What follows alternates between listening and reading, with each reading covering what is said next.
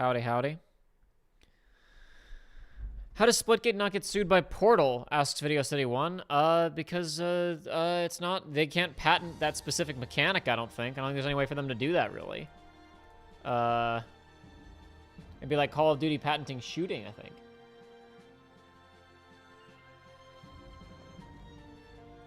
Except it wouldn't be Call of Duty, it'd be Doom. Or like Medal of Honor. For World War II shooting, specifically. And, also, Valve, really, I don't think Valve really cares. Because they don't make video games anymore. They just sell them.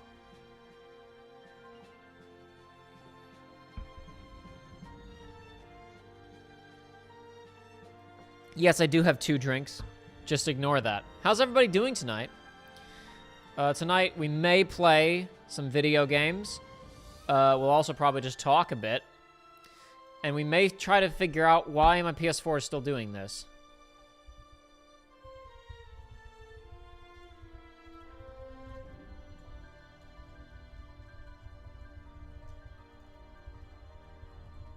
This just became a Fix My PS4 stream.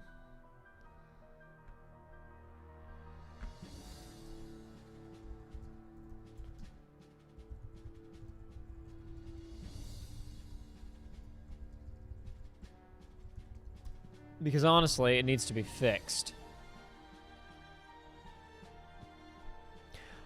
The problem is I keep having a prompt come up that says, like, headset connecting. Oh, there's no compatible microphone, sorry, but there's nothing plugged in. There is no microphone plugged in, so it shouldn't be doing that. But it keeps sending me a notification saying it's trying to connect voice chat.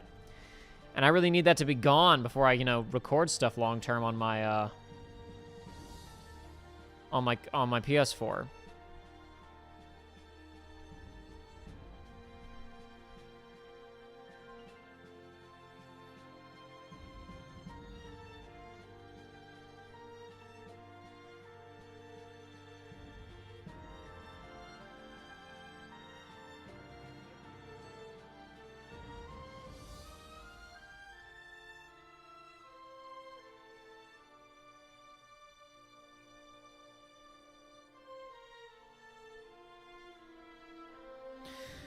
Yeah, anyway, our primary purpose here tonight, other than our general, hangoutitude, is just to see if this thing will run stably for a while.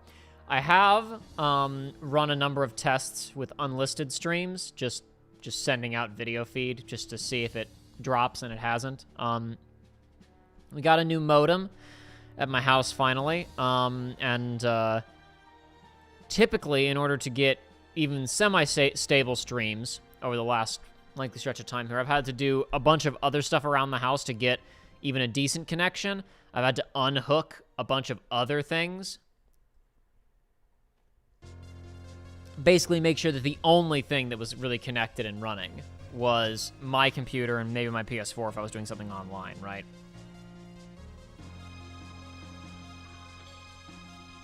Because that was the only way that I could even ensure I would maybe get enough up speed. Or we're not, that's the problem, it wasn't my upload speed, it was consistent upload speed. If I did a speed test, it'd always show that I had the amount that I needed. The issue was was it dropping? Was just for a few seconds, no signal going through. So today, we are, but now, with this new modem, it seems to have fixed the problem. This thing will seemingly perform consistently. I've run some tests, as I said. Tonight, we test publicly to see if simply I was being taunted and teased, and when I am actually presenting something to the public, then the true nature of things reveals themselves. Of course, there can always just be, one-off internet problems, and there will always be some instances of spotty service and whatnot, but it seems, generally speaking, that now, as long as as long as everything's working properly, I should have as long as, the area is working properly, I should have consistent performance, as opposed to spotty performance even in the best of times. This is at least what I have found so far. Any opinions on them completing the Ocarina of Time decompilation? I can't say I have any opinions, no. But yeah, for those who don't know, they've apparently reverse engineered Ocarina of Time's source code. I mean, neat, but like, I don't know. I don't have an opinion on just having it being done. I guess I don't have the vision. I guess I don't have the vision. I lack the vision to guess what people might do with this with these new powers that they've been granted. And that's my own fault, right? That's my own fault for not having I will pay for my lack of vision, as that old Chief Palpatine once said. It works in tests, but will it last for 5.5 hours? I don't know, and we're not going to find out tonight because we're not going to go for 5.5 hours. Frankly, I'm kind of tired. This will probably be a slightly low energy stream, just as a fair warning to all of you.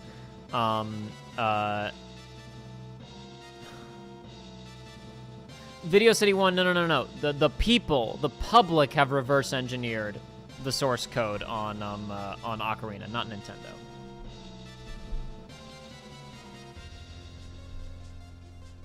The people now have a complete understanding of Ocarina of Time's source code. Different matter entirely.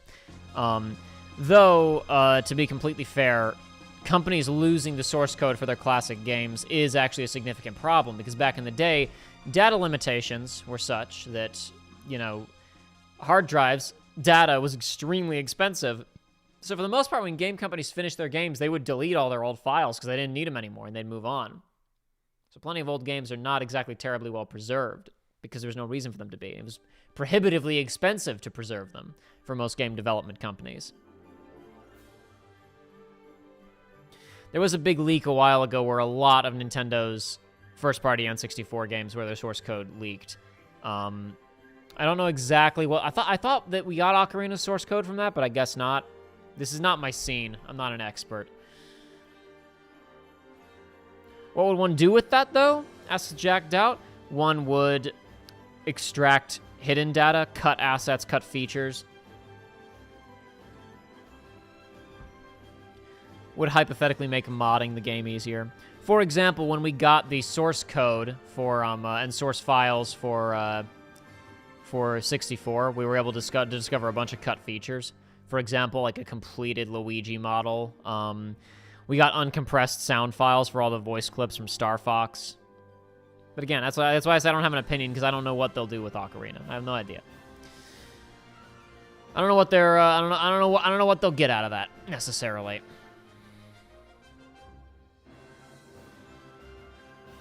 Didn't Osaka have to remake the entirety of KH1FM, says Yosh? I don't think they remade all of it.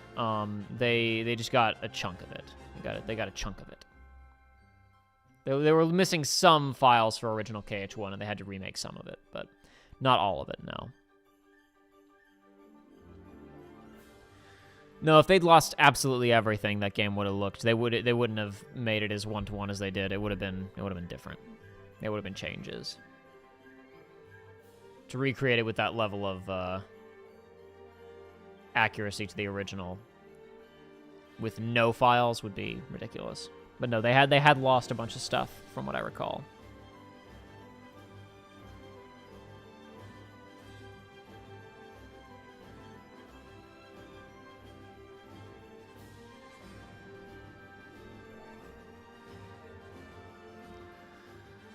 Yeah, again, I apologize. I'm probably going to be a little bit low energy tonight because, frankly, if I was spontaneously like, I wouldn't be like, oh wow, stream tonight. I thought I needed to go ahead and do one of these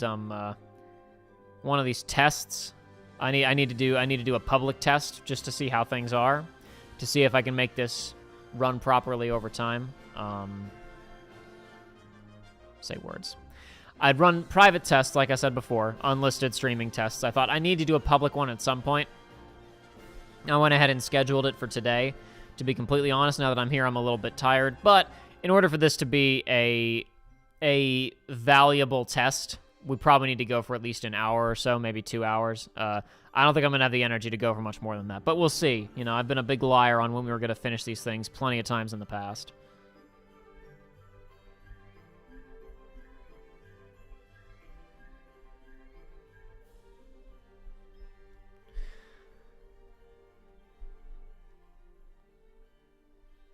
What are the odds? Just watching part 3 of the rewatch streams. Yeah. What a mess all that was. And I mean just to get back up. That took... So there are two video sources throughout that entire thing, right? Because I don't have, in OBS or whatever, I don't bake in the chat. As you guys can see right now, it's just me here in the picture and the iTunes thing down below me.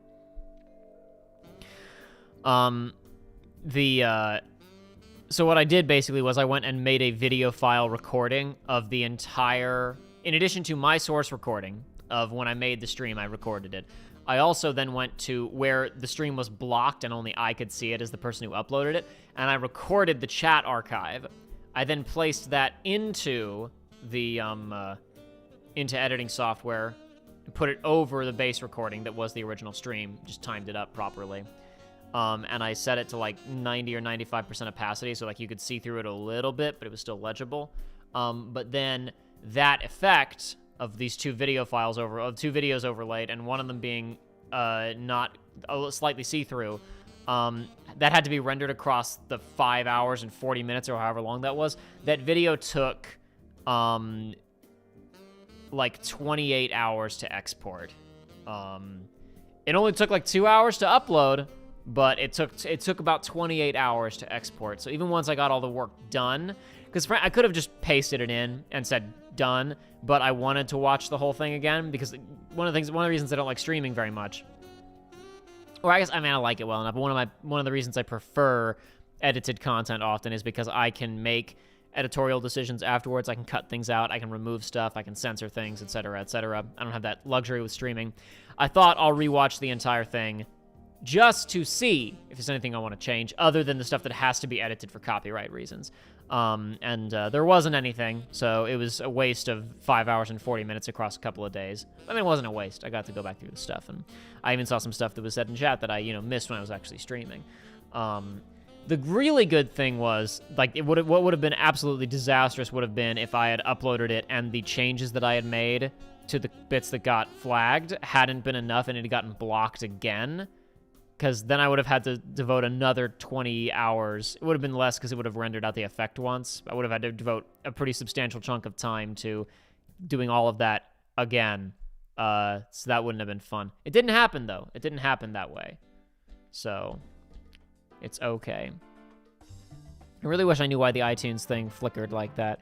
Because you guys know, I mean, if you've been watching the stream for a while, it only started doing this like a couple months ago. But I've been doing that for a long time, that little iTunes window effect. I think since I started streaming, I've been doing that. Why does it do that? Why does it flicker like that? Obnoxious. I'll fix it someday, but not today. What do we got here? Let's see.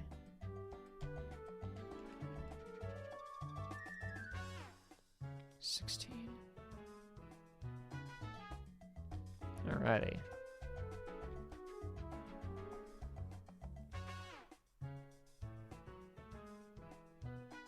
The literal Star Wars cut? Because I cut Star Wars stuff out? Yeah.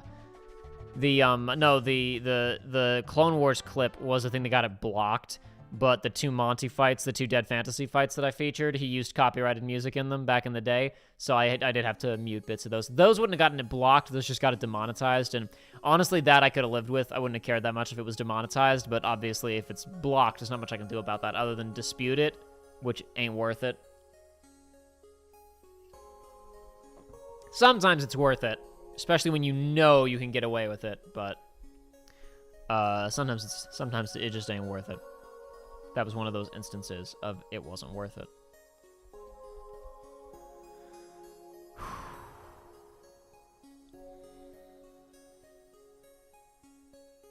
Could we have more Gummy Ship streams sometimes as Video City 1? Probably not. I don't know. I was running out of steam on those in terms of creative ideas for ships anyway. And I would have to reinstall Kingdom Hearts 3, so that chance. I don't know, maybe. Not high on my priority list. There is a literal list of things to hypothetically do for streams, and Gummy Ship streams is on that list, but it is very, very low on the list. But who knows? It could happen. It could happen.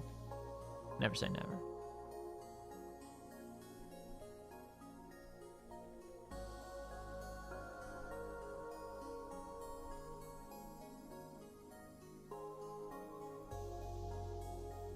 wrong button. There we go. Ooh, hold on a moment. I've disappeared. Seem very small up there in the corner. But I should probably leave it like that, because that's about where it needs to be for the other streams we've been doing, I think. Yeah, it seems that way. Seems about right. Yeah, there we go. Yeah, see? Everything has a design. That's why it's that size, because I have that bar there. Yeah. See? I know exactly what I'm doing.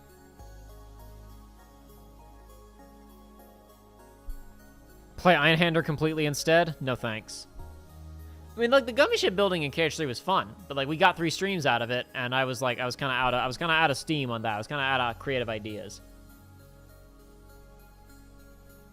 I'm not an artiste in the visual sense really much.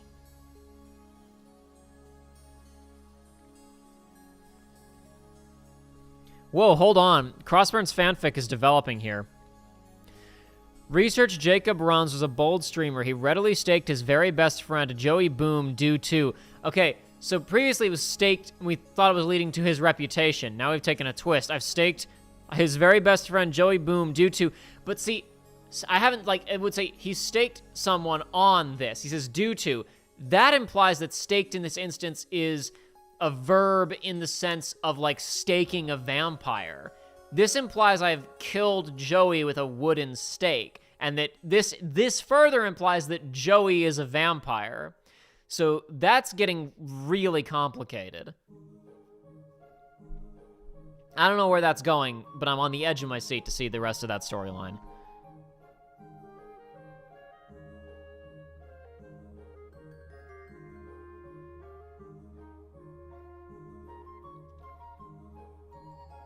That's getting pretty layered. I don't know what to think of that. Okay. Joshua might join us briefly later in this stream. Not, like, physically or over mic, but he may just join my party in Split Gate. Actually, hold on a second. That reminds me. Hold on. I gotta block this out for just a second. Let's see here. No, okay. Sorry, I'm gonna check something on my PS4. Oh, look, it's back. It's back. The prompt is up. Hold on. Where's the button? Headset disconnected, it says. But there's nothing plugged in. No microphone you can use? I know, because there's not one plugged in.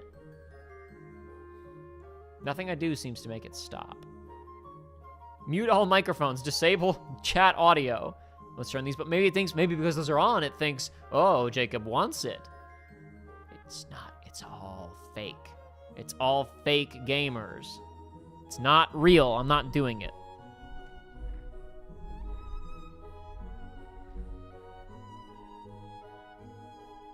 Honestly, I just rewatched the last stream because it got re-uploaded, and there you talked about how much was wasted making Big Hero 6 open world, but they spent so much more on the gummy ship. The gummy ship thing was a weird one because this will sound odd.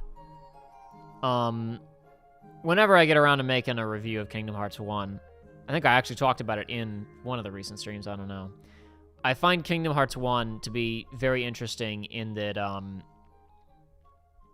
it is one of the most confident and it's one of the most confidently designed and deliberately designed games I've played. That doesn't mean it has no design issues. It means that almost everything that is included in the game is included, at least to some extent, deliberately. There's very clear intent behind almost all of its creative decision-making. And Kingdom Hearts 1 in particular, the gummy ship, people freak out about the gummy ship stuff in Kingdom Hearts, being like, what's the point of it? Feels like somebody just really wanted there to be spaceship stuff. Somebody's really obsessed with this mechanic and keeping it in there. But it does have very direct and explicit thematic and mechanical purpose. It's actually very important to establishing the tone of that game and to establishing the scale of that game and the world of that game. Kingdom Hearts 2 eliminates a lot of that purpose, and Kingdom Hearts 3 attempts to get it back, but kind of fails. It's difficult to explain. It would be a long conversation, but yeah, it's a weird one where I feel that, like, the responses to KH1's gummy ship stuff was so bad that they were like, we have to reinvent this, and then they reinvented it again for Kingdom Hearts 3 to show off how cool their tech was. All they need is, like, they just need to make, like, 5 decent Star Fox levels. Like, the design of KH1's gummy ship was bad, but the design intent of it was just, let's just do a little Star Fox level. They just need to, like, make better Star Fox levels and do instead of doing other stuff, and it would fulfill what they wanted to do. But that's a much longer conversation. But yeah, no, really, if I could go into KH3 and wave a magic wand and cut content, I wouldn't aim for the open world gummy ship stuff, because it's mostly just they built like 5 assets and just moved them around. Here's some asteroids, here's some rocks, whatever. No, you need to cut Big Hero 6 World or Pirates World from that game. It's too much. It's too much. Too much money spent on stuff that was not gonna pay off. They're gonna have one fun open world to explore. Pick one. Don't do both of them. Big Hero 6, from a level design like playing it once, running around in it is like fine. From a going back and finding chests standpoint, it's terrible. It's not fun to navigate because GTA 3 and the other PS2 GTAs where they got bastardized in this collection. The reason that they were so significant at the time was because of the, you got this huge level to explore, right? But it wasn't just that, it was the richness of how you could get around it. If you have a game where you just have free flight, for example, completely easily controllable free flight, up, down, left, right, forward, backward, that removes the engagement of movement because it's just like there's nothing that you're actually doing. There's no friction with the game system pushing back against you. You can just move wherever you want and however you want, right? Flight is, generally speaking, uninteresting movement. This is why flight is usually difficult in a GTA or whatever else, right? Like flying helicopters and planes is not very simple. Often it can be made a little bit overly complex, but that's because they want the designers want there to be pushback. They want there to be a little bit of system friction between the player and the world. They don't want you to have complete freedom of movement because gamers think they want complete freedom of movement, but they don't, because that's actually kind of uninteresting, which is why all Superman games ever made are uninteresting, and why Spider-Man's movement is so much more mechanically interesting and fun to play with. It's actually something that's it's texturally interesting to engage with. Getting around is something you have to think about and be involved in, right? But like in Kingdom Hearts 3, all you can do is walk and walk up walls, and you also have a point warp ability where you can aim at a little thing on the side of a building and just fly to it immediately.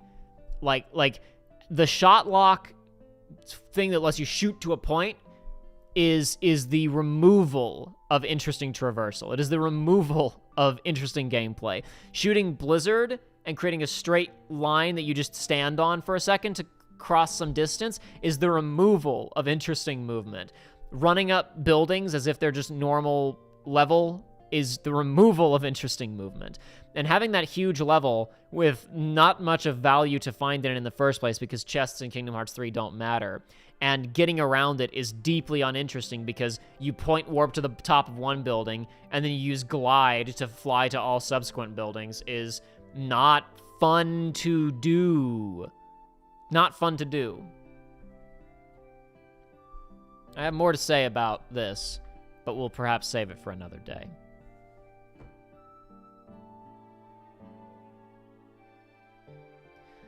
Kamabom? I know you've spoken before about diluting the MCs of Kingdom Hearts.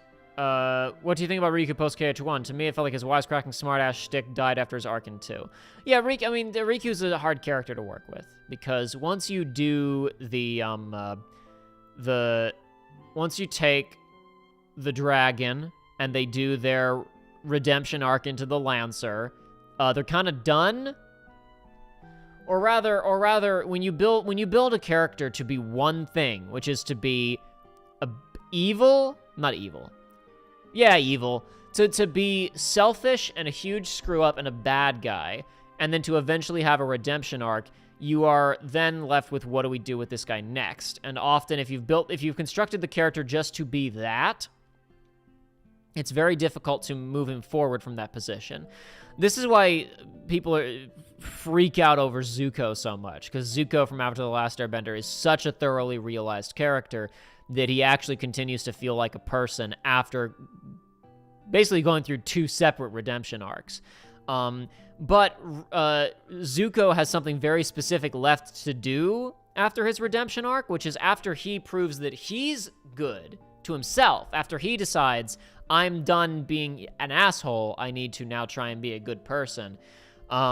He has to convince all of the other characters, all the other good guys, that he's not an asshole anymore, because they've literally watched him backslide before after he tried to be a good person previously. And then from there, he still has explicit goals of bad guys he needs to go and defeat, and thrones he needs to claim, etc., etc., skills he needs to develop. Riku would have hypothetically had, like, I need to go get Maleficent or something, or I need to go get Ansem, but that doesn't really happen, and he's not a richly enough drawn character for, as the game's currently, and I shouldn't even say he's not a richly enough drawn character for them to have found something, because perhaps they could have found something, but they didn't. They said, well, he was evil and then became good, and that was his arc, and now what do we do with him? Well, now he's the nice guy. You know, he's nice now. He's a good guy, and he's Sora's friend, and he's a good guy now. And it's you know, I mean, it's understandable.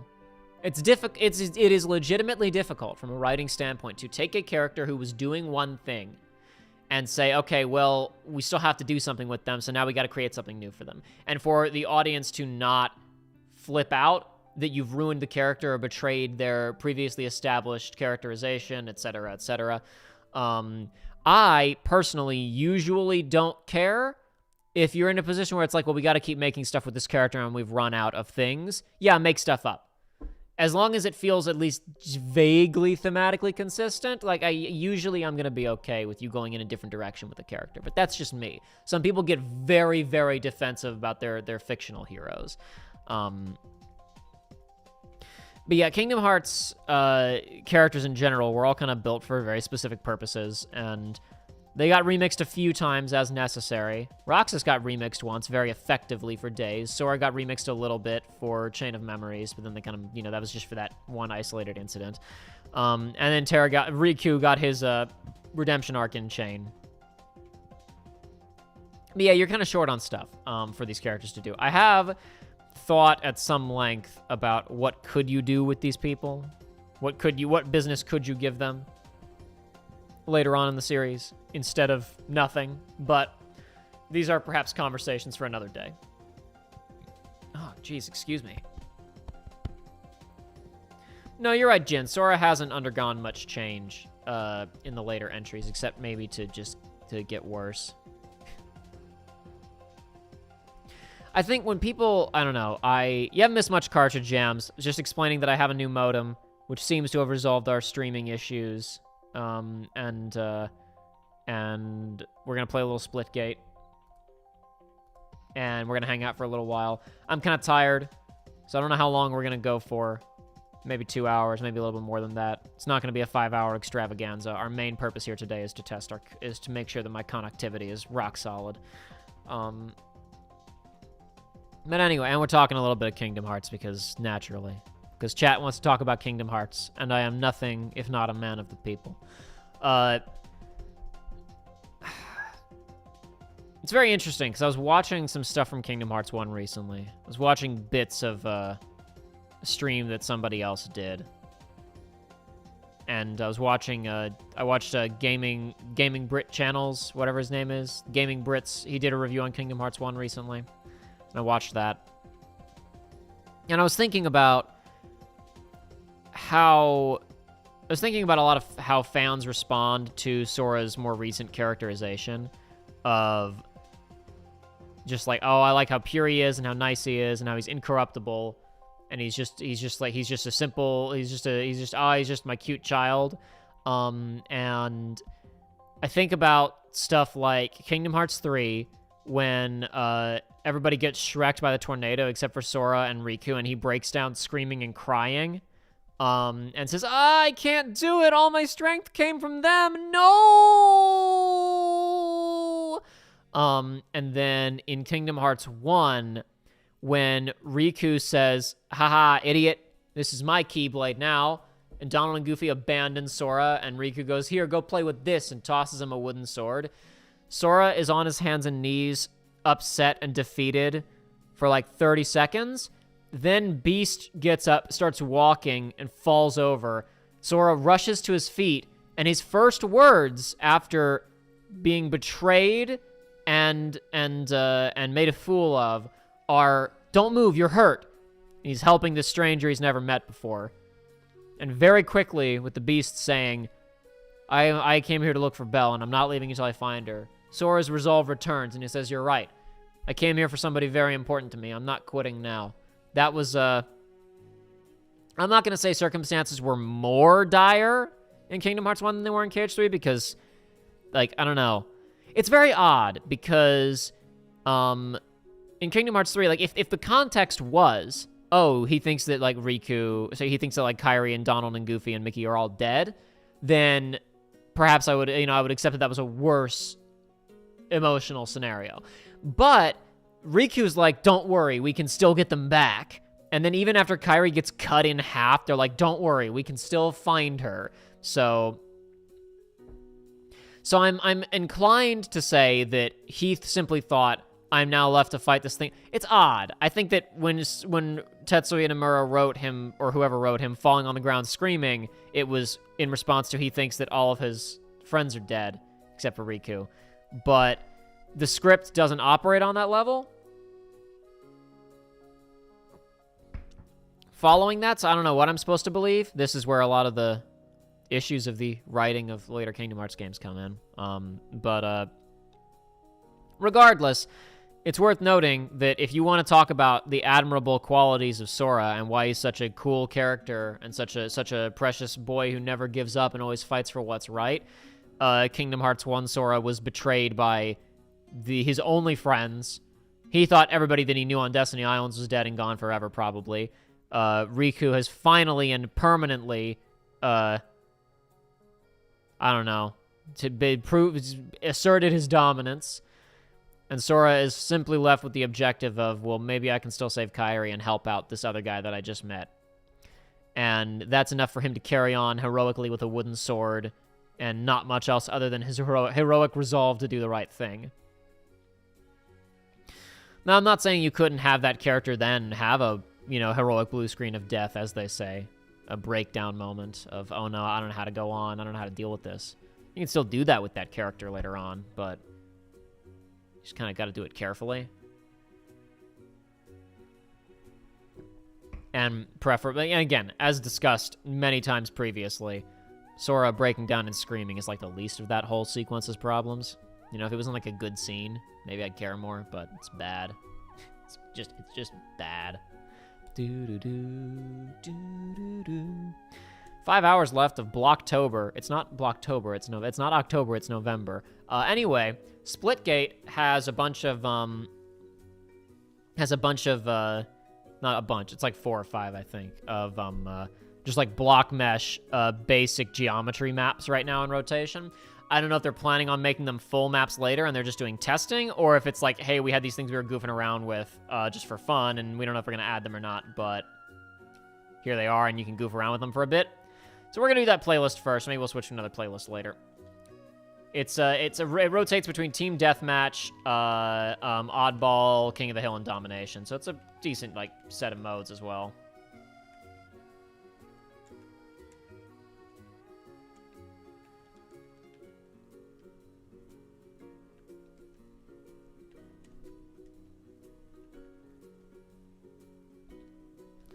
Right now, we're just, this is, since this is obviously a textured map, to be clear, if anybody who can't see up at the top, we're in a waiting arena for, there's not enough people matched into this yet. It seems like lately every match that I enter, regardless of the playlist or game mode, I get spat into a waiting arena, so I don't know if that's an issue with matchmaking or if fewer people are playing the game. I seriously doubt it, because there were a lot of people playing this game. And I never have problem finding a match quickly. But it does seem to boot me into these pretty often. All right. I'll give us a little bit of game audio here. I think I'll keep it lower than the music, though. That's too loud, probably, for you guys. How's that sound? Is that all right? You get kind of the texture and sense of bullets being shot, but it's not overpowering the music and me talking, hopefully. Tell me if it needs to be a little bit louder. Bing.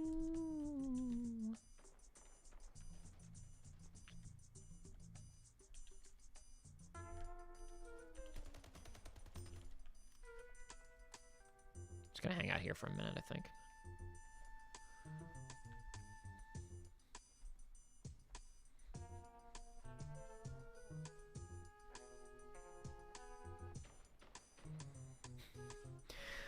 Really, most KH games would have should have just had new MCs like how BBS and kind of KH2 did. Yeah, maybe. I don't know. So you can, I mean, you can take, like, most times when you write a character, you're writing them for one story, and then maybe you get lucky and it's a franchise and you have to figure out new stuff to do with them, you know? Like, you can make a really solid argument that, like, Luke Skywalker was designed to go on, to do one specific thing, which was, like, leave his hometown and go blow up the Death Star, and that was it. And they kept finding new purpose for that bad boy for for 4 more movies, because he isn't really in, The Force Awakens. And I wouldn't say that the trajectory of his character, you know, in even Empire was something you could have easily guessed from the layout of the first Star Wars, right?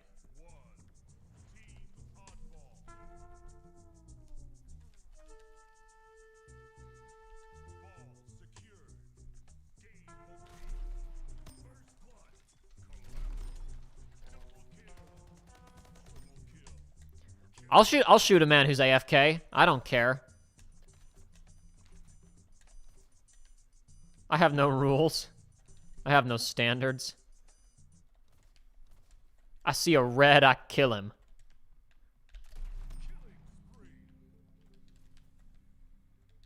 Here's another man who's AFK. He spawned into the exact same spot as the AFK man who I killed before. Yes!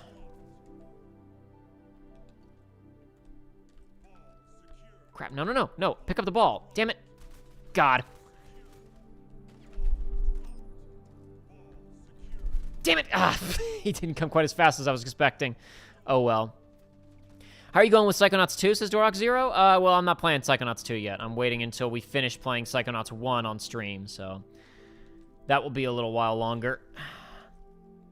Because my plan is to play Psychonauts 2 on stream as well.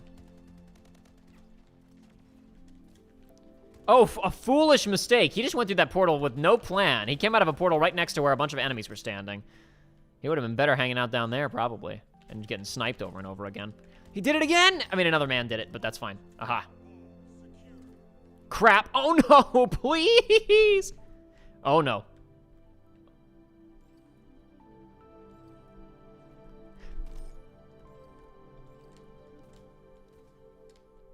Ooh, oddball. Come on, let's play some oddball. Woo! I did the same thing I was making fun of those guys for doing before. I came out right next to it all. Which blue do you relate to the most as heroic gangster? Probably Church.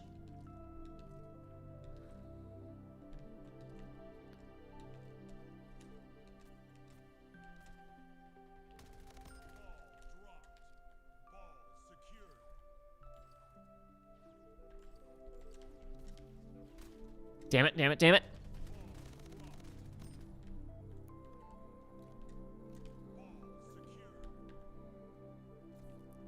Yeah, come after me. Nope, they're not coming after me.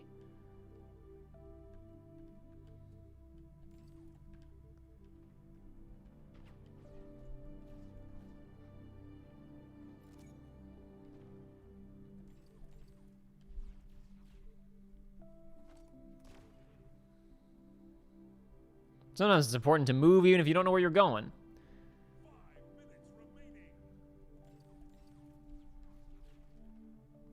As long as you keep an eye on your motion trackers when you come through a portal, you know if you've accidentally walked into 5 enemies. Damn it.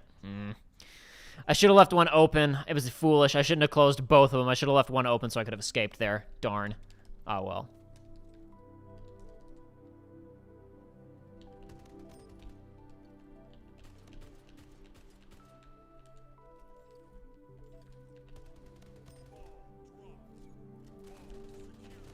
Ah.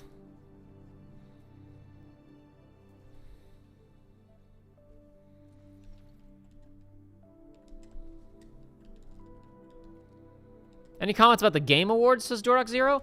Gosh, I don't even remember who's... I remember talking with Joey and Joshua both about how it's like, there weren't a ton of, like, huge AAA, like, you know, like, the big AAA pedigree games are not really being nominated this year.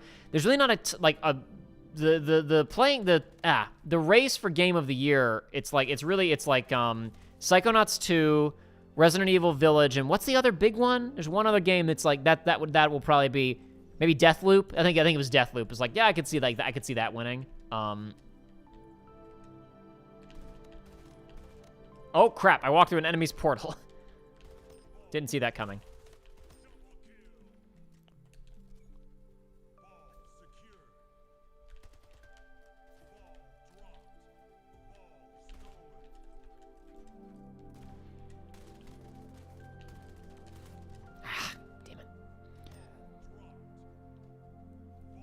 Yeah, it's been. I guess I shouldn't really say it's been an anemic year for releases, but a lot of the Call of Duties and the Battlefields, but all like those types of games kind of. I think they all kind of fell short this year. So those aren't they're not going to get nominated for anything big. From what I'm seeing, Guardians probably should have been nominated for more than it was, but oh well. I just feel like Adios Montreal can't catch a break. They finally release a good video game again for the first time in a while, and everybody's like, but Avengers sucked, so we're not going to play it. It Takes Two, that's also nominated for, but I don't think that's going to win. I seriously doubt it anyway. We'll see what happens, I guess. I do really love when there's one indie game nominated for Game of the Year. No, that's not, they didn't even list It Takes Two in the indie game category, actually, so there actually isn't an indie game nominated for Best Game of the Year this year, at least by their standards. But previously, it's been really funny when they've, like, nominated, here's the indie game that we've nominated for Game of the Year this year, and it's like, well, I wonder which indie game is going to win the indie game category if only one of them is nominated for Game of the Year. Damn it. Metroid is nominated for Game of the Year. You are correct, Dorok Zero. If Metroid Dread wins Game of the Year, I'll eat my hat. I seriously do not see that happening. Idiot. Wrong button.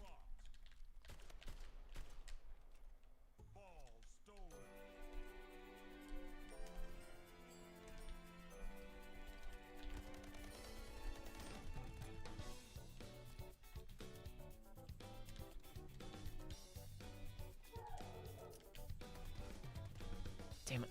He's good, but I'm better. Don't close that.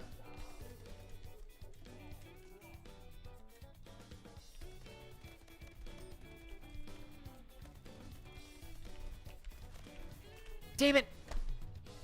Choked. Choke. We know Jeff loves our boy Yosef. It's true. It's true. He does love Yosef. But remember, Jeff doesn't decide who wins. It's not how it works.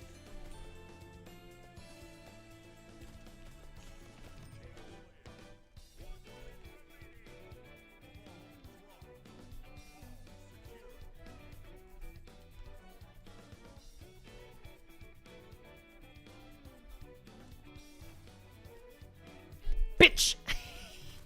Oh no, I'm the bitch. Damn it. Is it true that SE was expecting Neo to sell like half of FF7R, or was I lied to? I didn't read that report. All I saw was that they said it performed below expectations, and I don't think we know what their expectations are. Probably you saw someone sarcastically saying on Twitter that they shouldn't have expected it to do super well, but I don't think they've said literally what their expectations were. They just said it fell below their projections.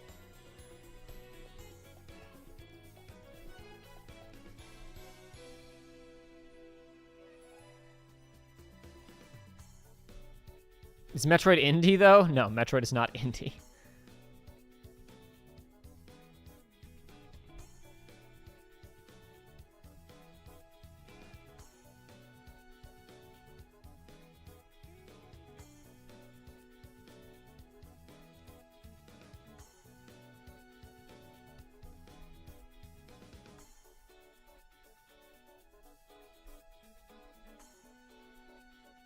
Ninja Bunny says, It Takes Two is 100% gonna win.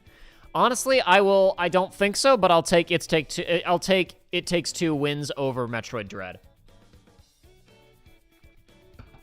And I don't have a problem with Metroid Dread. It ain't gonna win. It ain't gonna win.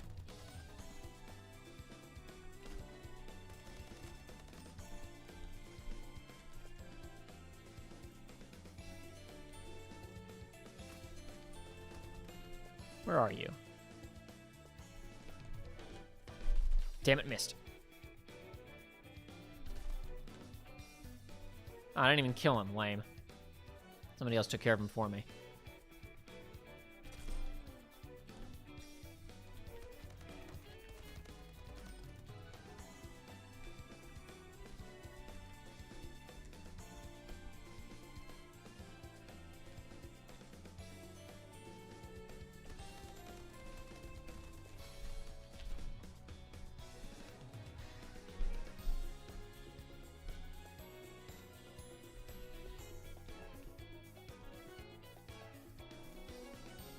Yeah, is Life is Strange True Colors nominated for Indie? It's wild. Indie's such a weird category now. It really has more to do with budget than it has to do with studio. Or at least it's being treated that way.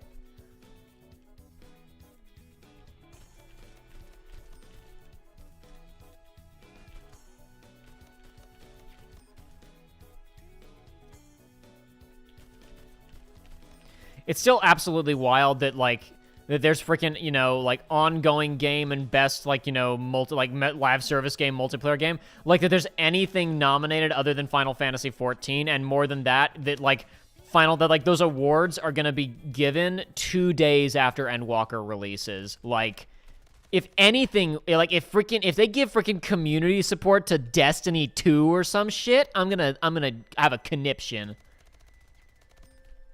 I think Destiny 2 is probably the worst contender in that field. Like, it shouldn't even be nominated for best community support. It has, like, actively bad community support.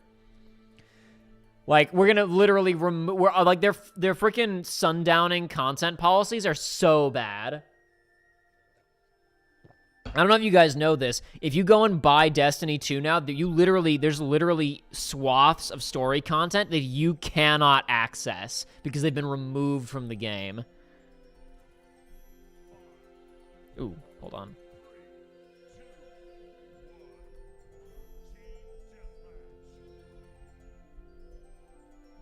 Sorry. Joshua was texting me about his availability. We'll be having him join our party after this match. I want your submachine gun, but I don't think I'm going to live through this exchange. I am. I want the submachine gun. Thank you. What is this, just team deathmatch? Yeah, okay. Well, not really what I would have wanted, but that's fine. I freaking picked up this thing instead of my assault rifle. I'd prefer to have the assault rifle and the SMG, but that's fine. I can pick up another assault rifle. Thank you.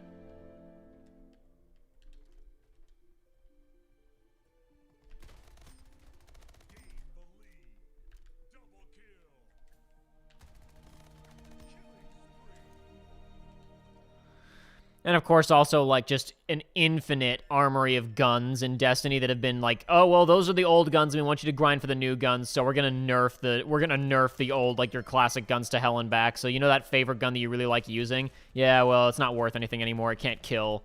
Sorry. As a Destiny 2 player myself, what Jacob said is 100% true. Thank you, Jin, for backing me up, because I'll admit, I've never played Destiny physically. It's not my area of expertise. But I've done enough reading and heard enough complaining about it that I felt I could speak with. That was about as much that I could speak on it with confidence and know that what I was saying is like, no, I know people have said this about the game, and it's like I'm speaking somewhat accurately at least.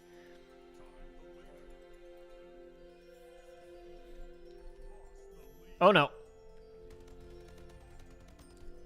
That is one thing about this game, is that I don't think the spawns in this game are bad, but because enemies can move at the speed of light, sometimes a safe spawn becomes not a safe spawn very quickly.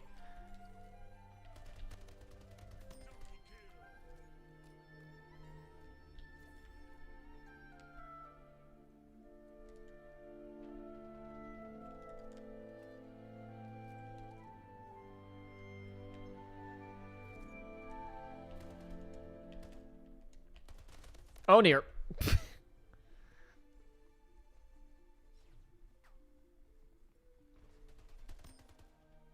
A friend who spends literally at least 5 hours a day playing Destiny, and it's his most hated game ever, lol. Yeah, this is the League of Legends, Destiny, World of Warcraft syndrome.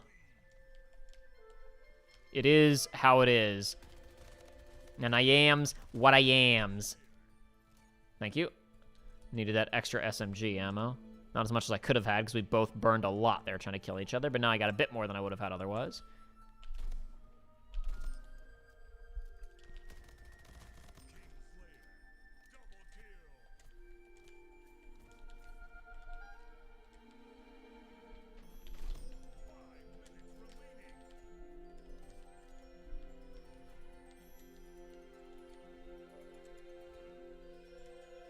Already dead.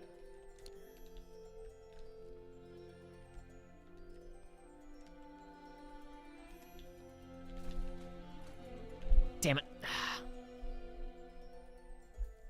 You can upgrade or use old guns from Destiny 2 and they're decent, but for endgame content, they're just trash. You need to get endgame guns or you're not doing good.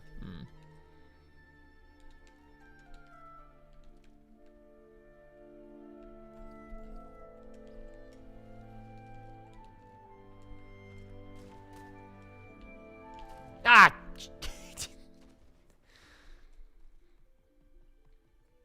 Friend was complaining about spending so much time on Destiny, so I recommended Splitgate to him. Hell yeah! Everybody play this game. This game's great. And unfortunately, this will sound weird, the goodness of this game feels slightly negated by the fact that Halo Infinite actually, it seems like, wound up being pretty good. But it's still a good-ass game. And it's different enough from Halo Infinite that I feel like you could probably play both. Joshua's been playing a decent amount of Halo Infinite. I haven't touched it yet, and he says it's fun, but he likes the feel of the guns and just the raw shooting in this game a lot more than in Halo Infinite. Of course, Halo Infinite's got vehicles, it's got bigger maps, it's got other stuff going on. It's got grappling hooks, and since nobody played Titanfall 2, everybody's enamored with that crap now. Ow! Damn it.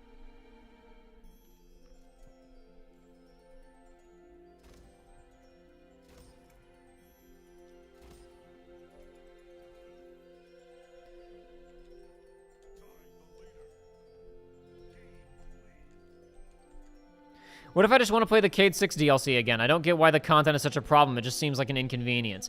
Listen, if we don't make certain content timed exclusives, then how are we going to encourage people to play the game and give people FOMO and stuff? So yeah, we're gonna remove all the Nathan Fillion stuff from the game and the guy who was literally on the cover of one of the expansions. And if you missed out on it and you were like, I want to buy the game because my friends told me about this funny character they like, and he's just been removed from the game, too bad. Get over it. Get over it, biatch. No, it's bad. Like, the fact that they're nominated for Best Community Support is just, it's insane. For Best Ongoing Game, Best Support, it's wild. They shouldn't even be nominated. They should be anti-nominated. If we had gaming Razzies, they would be up for Worst Community Support. Damn it.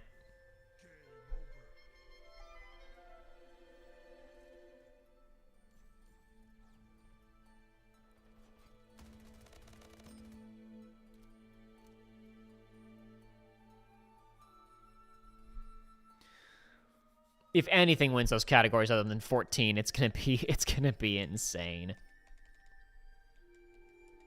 I mean, they're tearing up, like, you know, all these conventions of games as service, MMO services that we've just, like, accepted for the last 20 years that are just bad.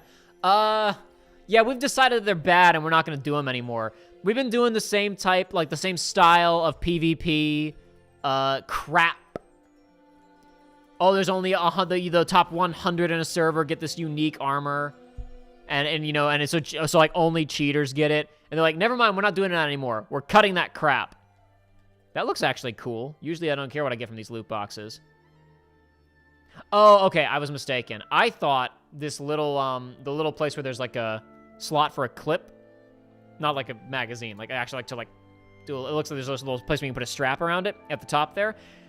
In the small form, I thought that there was literally damage to this, and there was like bits of the model missing. It still looks neat, like kind of damaged. It would have been cool if there were literally holes in it and like bits of the stock like missing. That would have been kind of neat. Oh well. I don't think I'm going to use that, but it looks neat, I guess.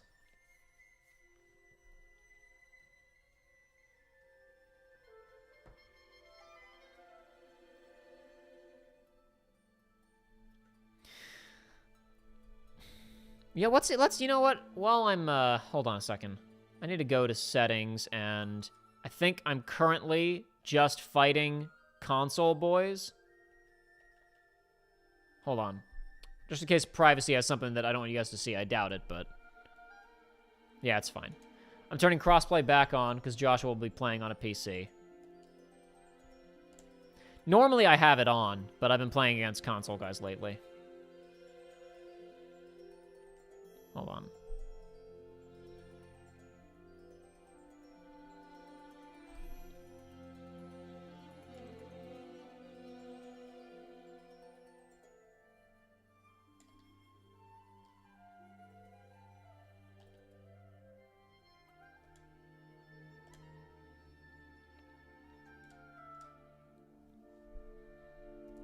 All right, there we go.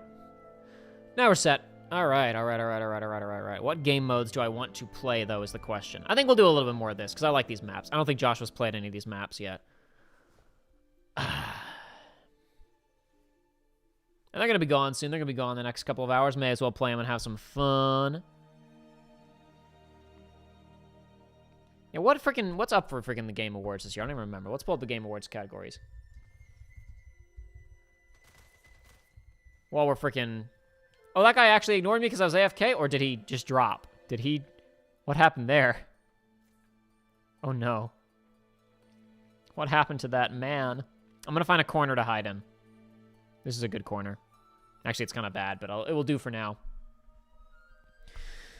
All right, is voting closed for the Game Awards? I didn't vote yet. I should probably go vote. I should make my voice heard. Most anticipated game is such a funny idea for a category. Yeah, absolutely. So Ninja Bunny says, yeah, ridiculous. It kind of exposes the whole thing as being, I don't know, like, it's not fraudulent in that, like, the votes are fake, like, because it is, like, there's a committee, and it's a lot, and it's, like, industry people and critics and stuff, and, like, you know, that's fine. God, everybody always votes Team Deathmatch. Grr, Team Deathmatch. I want to play actual, like, I don't just like running around and shooting at people. I want to have, like, something I'm playing towards. I actually like playing objective modes. Also because I usually play the objective and win. I win. I like to win. We'll look at Game Awards in a few minutes, because I don't remember what's up for what.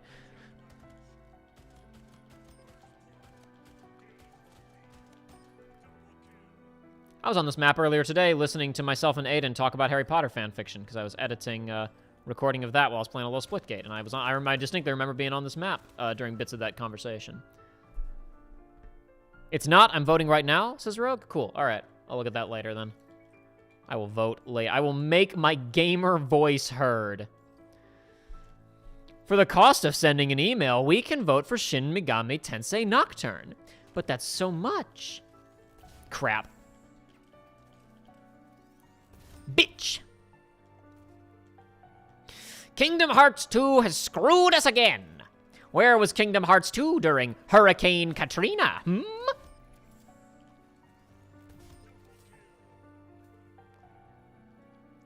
It's not all that bad, Henry. For the cost of sending an email, we can vote for Shin Megami Tensei Nocturne. Thank you, Shin Megami Tensei Nocturne. Damn it. There we go. Oh, crap.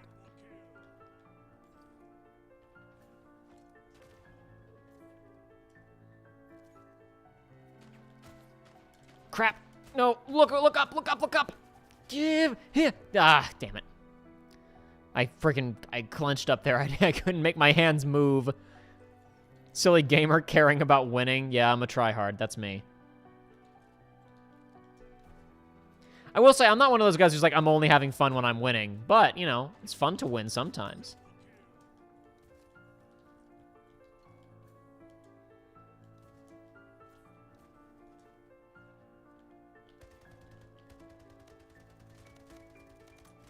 Damn it.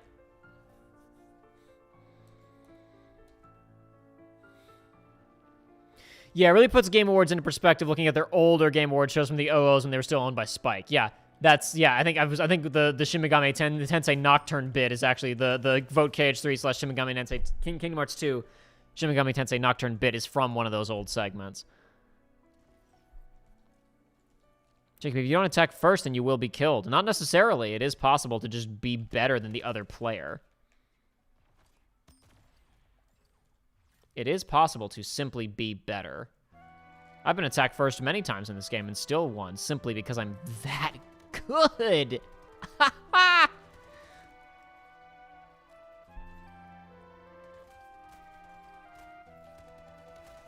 Damn it. That was not an instance of me being that good. Cyber Vixen of the Year, hell yeah. Oh, so good. So clean. Primo stuff.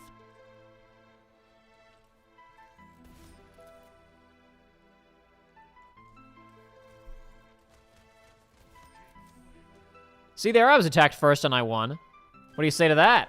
Crap. Oh, damn it! Oh, it fired on my end. No. Another win for Icon. Bitch.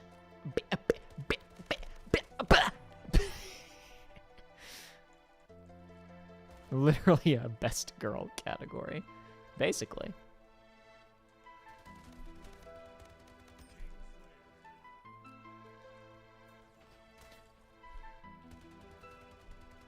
I'm about to get killed by this guy. Yep. Oh, well. I tried. Good night, Video City 1. Do-do-do. Ba-ba-bum.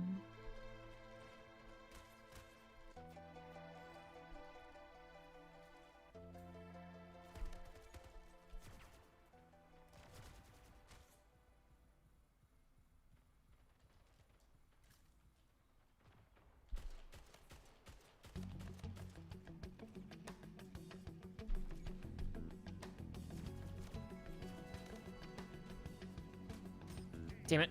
I don't know what I was doing there. That was unworkable.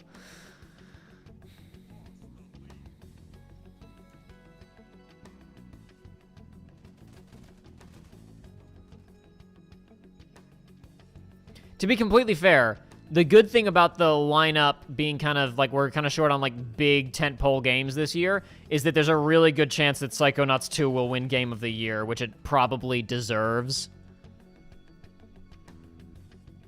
I mean, really, if you're measuring this stuff on, like, technical quality, artistry, and also, like, just, like, fun video game, good, like, what, like freaking Psychonauts 2 is the complete package, my guy. We're playing a game about portals, but in the technical, the game design sense and coding of portals, like, the portals of, you know, walking through one space and then being in another without a loading zone and masking those types of transitions in Psychonauts 2 are on another level. Game Awards can be fun, but I mostly watch now in case there's a Zelda trailer. Yeah. This year, I'm watching in case there's a FF16 trailer. I don't think there will be one, but... See, because I think that if Yoshi P gets his way, he doesn't want to show the game again until like 3 months before release. And I don't think we're getting it until next summer at the earliest. But the question is, will he get his way? He is like on the board of directors now. Or not of the company, but like he's on like the board of the like Final Fantasy brand. So he has a lot of sway. But the question is, you know, will he get his way of, I don't want to show the game until like a month or two before release, as he's basically implied, or will Square say, no, you have to show it? And basically the earliest that it can be shown, this is also why I didn't think he would, I didn't really think it would even show up at E3 before he even said, we're not going to show it, is they're not, if they're smart, which to be fair, sometimes Square isn't, but currently they seem to be being smart about some of this stuff. And if they continue to be smart, showing FF16 before Endwalker releases would suck all the oxygen out of the room in a way that would not benefit either game. So, so basically, the Game Awards is the earliest that we could see it.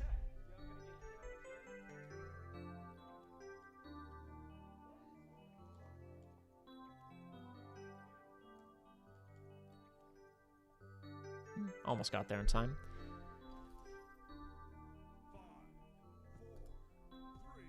Okay, I clicked on the nominees tab in the Game Awards website. Next time we'll go back, I'll actually look at what the nominees are. Damn it, you beat me to my rocket launcher. I'm gonna follow him for when he dies, and I'll take it from him.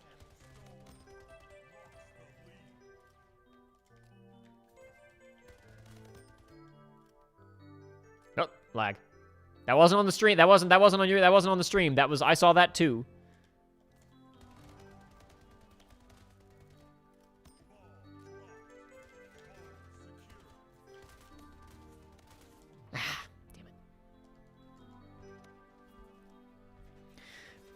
Alternate take on release night of Endwalker, they show FF16 stuff like Joker for Smash. Yeah, maybe. Maybe. I mean, that's the thing, right? Is that at this point, Endwalker's now coming out like literally 2 days before. It's coming out 2 days before the Game Awards, which makes that entire category where you're voting on FF16 kind of a sham.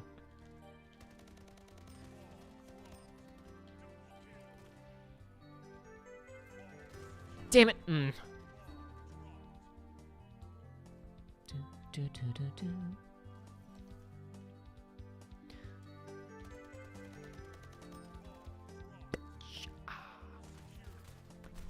Ah, damn it.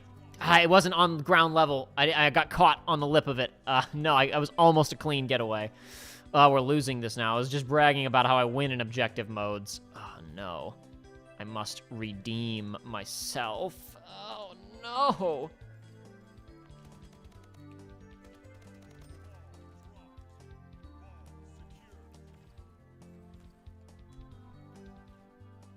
Oh, crap. Could be in some trouble here.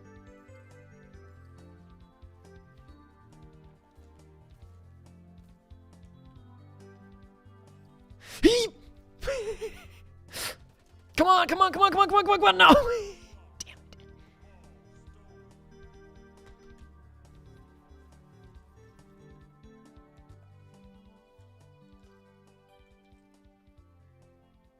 Remember when Crash Bandicoot flossed on Jeff and then they revealed Joker coming to Smash because Futaba hacked into the show? And that was good. It wasn't as good as Hydrobot, though. When Hydrobot was there and he took it to the next level, that was primo stuff, if you ask me. Damn it.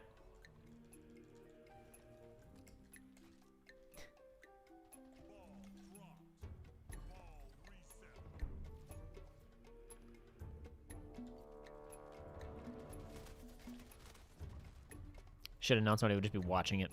Foolish of me. I was planning on setting up there myself and killing somebody who came by. That was why I was going for the submachine gun instead of just the ball, but should have anticipated I would not be fast enough.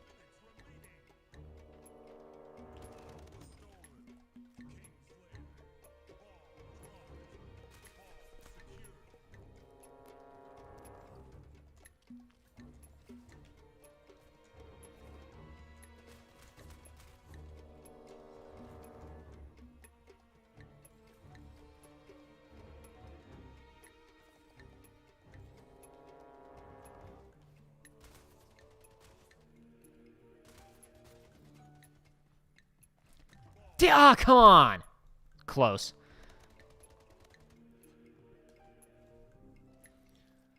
Is Splitgate fun for a casual player, says Yosh? Casual in the sense of casual, like, to FPSs, or just, like, you're not playing the game that seriously?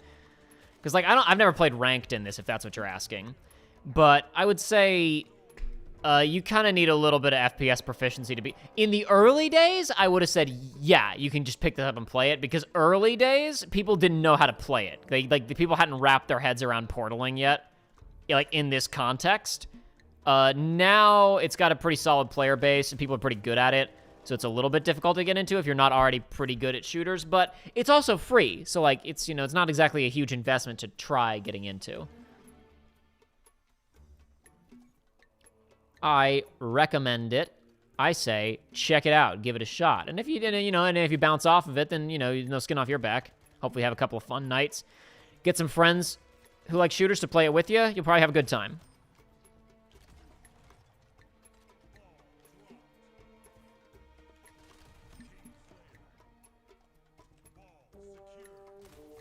Damn it. I hope 16 is the capstone to the Fabula Nova Crystallis sub-series we've all been waiting for ever since 2009.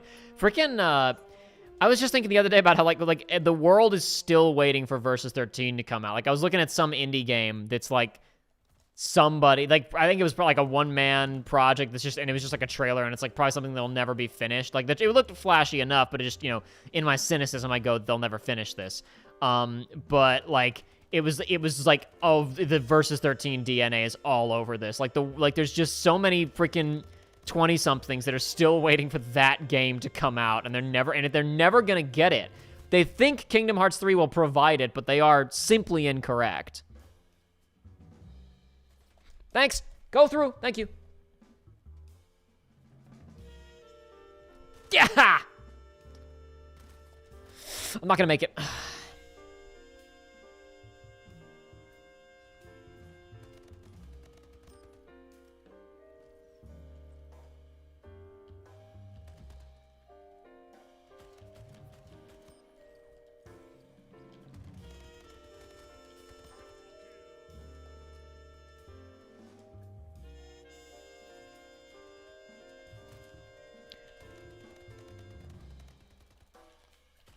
Yes!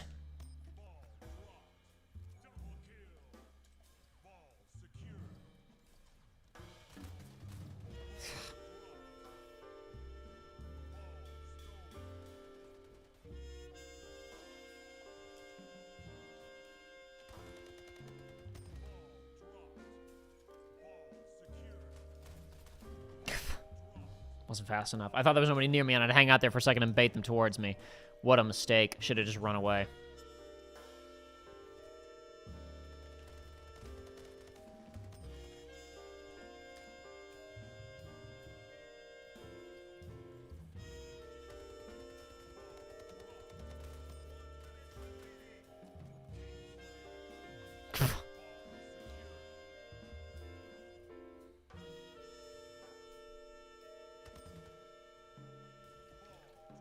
No, not Lost Soulside, Circo Duck, because that's Lost Soulside will probably actually happen.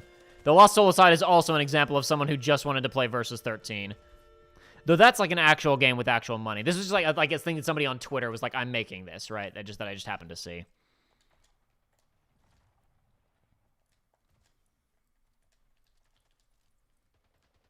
It was game by some guy, not by you know, like that, because that guy actually has like a team and money now.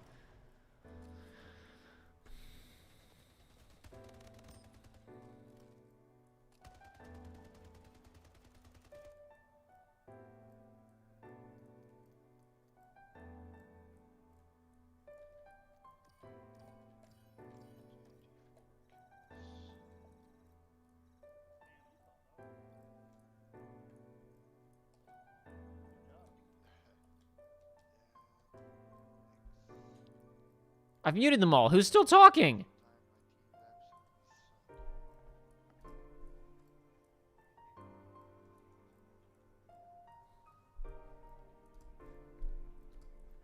All right, who are the nominees?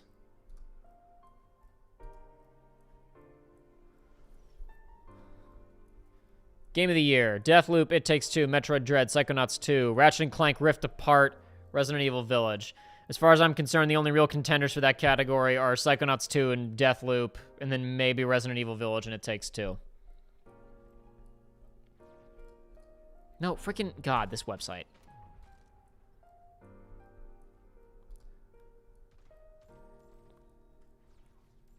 Okay.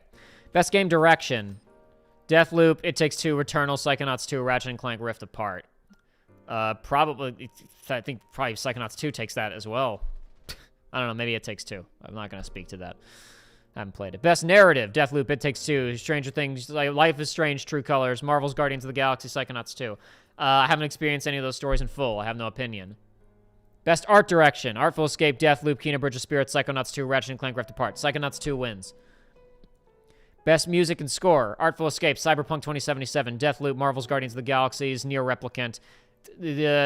I think Nier Replicant being nominated in that category is cheap. We keep getting vintage. There's so many of these maps. We keep getting vintage. I think that I think that Near Replicant being nominated in that category is kind of cheating, but Near Replicant wins.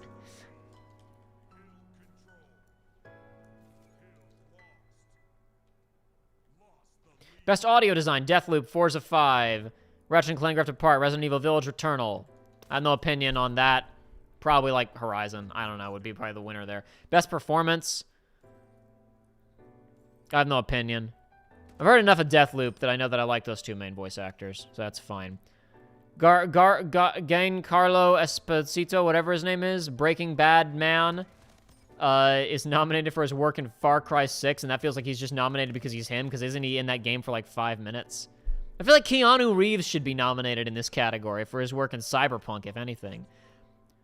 Yeah, none of the actors from Cyberpunk are nominated here. Life is Strange, True Colors, the two main actors from Deathloop, Lady Dimitri, whatever her name is, from Resident Evil Village, Far Cry 6. I feel like Keanu Reeves should be nominated. But whatever, that's just me. What do I know, right? What do I know?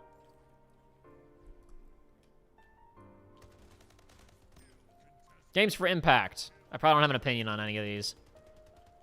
I mean that because I don't know anything about them. I don't know what No Longer Home or A Colorful Tale or Before Your Eyes are. I have a vague idea of what Boyfriend Dungeon is. Not vague. I read a couple articles about it at the time because there was all that that freaking people were freaking out about it having like getting triggered by it. So I read what people were being triggered by, so I think I understand what the game's like about. And then I don't really know what True Colors is about. So I have no opinion on that one. Next category. Best ongoing, Apex Legends, Fortnite, Genshin Impact, Call of Duty Warzone, or Final Fantasy XIV Online. I feel like giving that to anything other than FF14 Online is probably ridiculous. Though, Call of Duty Warzone, like, that's actually a decent package. I don't know, I haven't played it in a while. I know they keep, like, changing the map up, so it's possible it's gotten worse, but I enjoyed it when I was playing it. So maybe Warzone deserves that. Like, or not deserves it, because I think 14 deserves it. Like, if it's not even, like, best this year. It's just, like, what's the best of these games that's still going? It's like, oh, it's 14, duh. But, like, in terms of like, games in that category that I'd be like, yeah, that could win. Maybe Warzone, I guess, is, like, the second place, maybe, on that one. I don't think Genshin deserves it, probably. I think Fortnite... Didn't Fortnite win Game of the Year a few years ago? No. Apex Legends, I don't know what the current state of Apex Legends is. I have no opinion.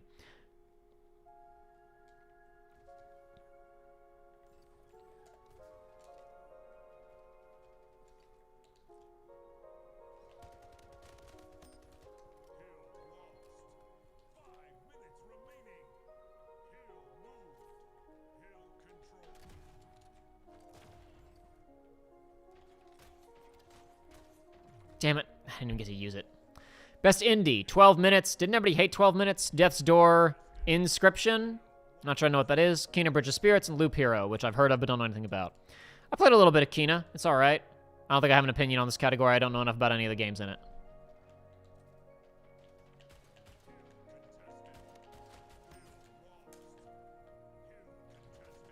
Damn it.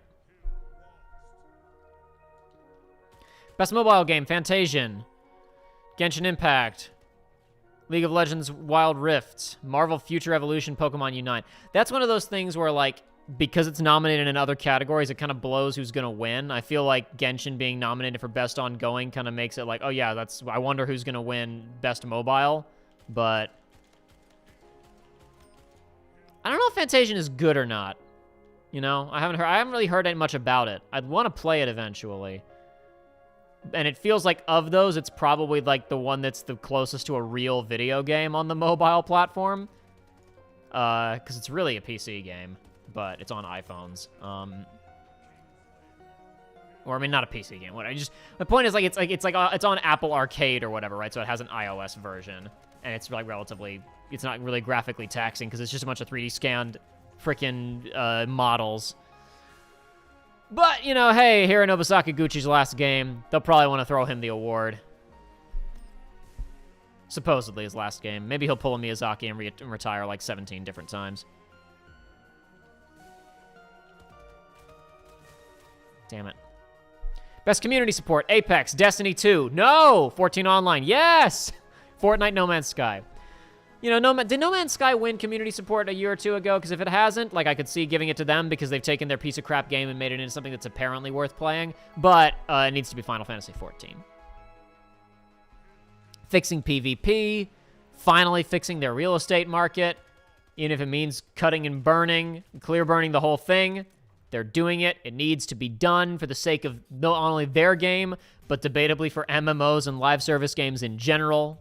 They are doing the world a service, not just they aren't just serving their community. They are serving all communities by saying no more BS. 14 needs to win that category.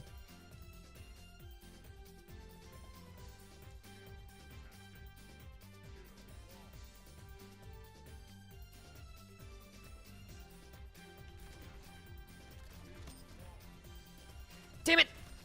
Ah, oh, come on. I thought there were only 3 of them in there. I was going to get the second guy. There were 2. No! I mean, the third guy. There were 2 more left.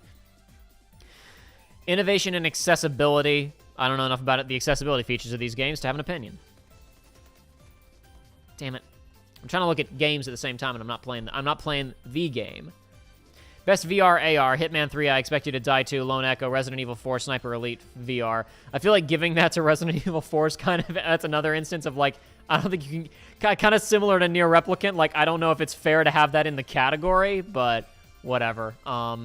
Best action game, Back 4 Blood, Chivalry 2, Deathloop, Far Cry 6, Returnal. Well, Deathloop is nominated for Game of the Year, so we know who's winning that one. Best action adventure game, Guardians of the Galaxy, Metroid Dread, Psychonauts, Ratchet & Clank Rift Apart, Resident Evil Village. What they'll probably do is they'll give that category to Metroid Dread since they aren't going to give it Game of the Year, and Psychonauts is going to win Game of the Year. That's my guess of what's going to happen there, is Metroid Dread will win Best Action Adventure, but Psychonauts 2 will win Game of the Year, even though that doesn't make any sense. But what an unfortunate category that is, right? Because, like, Dread, Psychonauts 2, Rift Apart, and Resident Evil Village are all nominated for Game of the Year. The only game in that category not nominated for Game of the Year is Guardians of the Galaxy. So it's like, I wonder who's going to win in that category, and who's going to lose. Best role-playing, Cyberpunk 2077, Monster Hunter Rise, Scarlet Nexus, Shin Megami Tensei 5, and Tales of Arise. I have no opinion. I know people have been saying Tales of Arise is pretty good. Maybe Shin Megami Tensei? I really don't know. I haven't played any of these games. I have no opinion.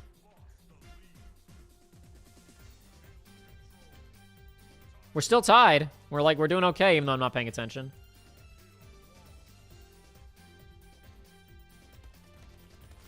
Yeah, we lost. Yeah, don't worry, it's fine. Best fighting game, the Demon Slayer game, Guilty Gear Strive, Melty Blood Type Lumina, Nickelodeon All-Star Brawl, and Virtua Fighter. If Strive doesn't win that category, robbery. I mean, they weren't even nominated for, like, art or for music. They need to win Best Fighting Game. Highway robbery if they don't win. Best Family Game, It Takes Two. Well, nominated for Game of the Year, it's going to win. Super Mario Party Superstars, new Pokemon Snap, Mario 3D World plus Bowser's Fury, WarioWare Get It Together. It'll Take Two wins that category because it's nominated for Game of the Year. Pretty straightforward. Best Sim I read that as Best Simp. Best Sim / Strategy. Age of Empires 4, Evil Genius 2, World Domination, Humankind, Inscription, Microsoft Flight Simulator. Probably Flight Simulator will win. I don't know. I don't know enough about any of the other games on that list. I don't think Humankind's the only one I know anything about. Best Sports / Racing. F1 2021, FIFA 2022, Forza 5, Hot Wheels Unleashed, Riders Republic. I hope Hot Wheels wins. I have no horse in any of that. Best Multiplayer. Back 4 Blood, Knockout City, It Takes Two, Monster Hunter Rise, New World, Valhalla.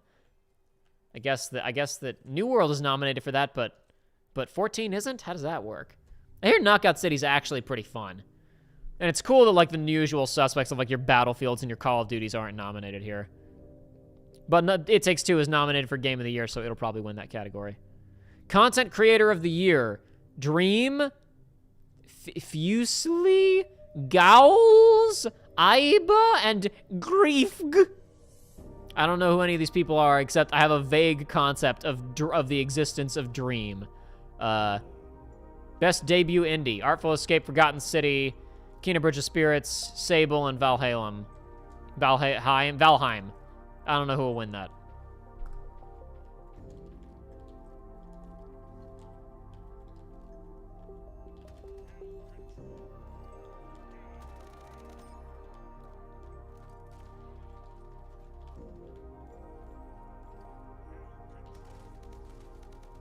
Damn it.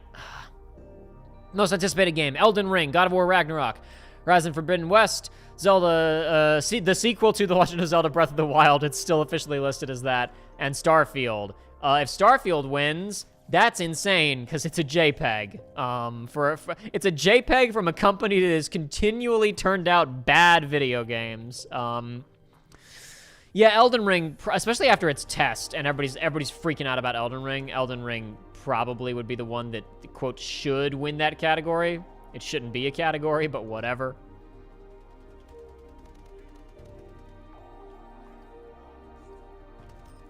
Ah.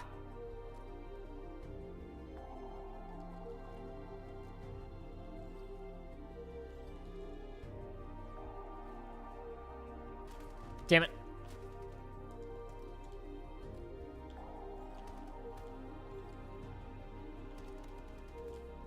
I tried to play mind games with him. I tried to make him shoot in my portal and then flank him, but it didn't work.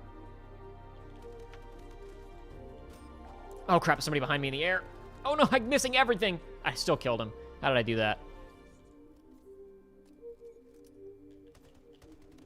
How is he not shooting it? Okay, yeah, sure, whatever, that's fine. I'll take it. I'll take whatever I can get.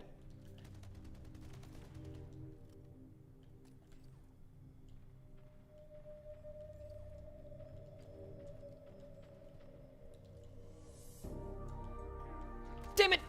He went in the air! Oh, I still killed him. Because I'm just that good. Alright, moving on.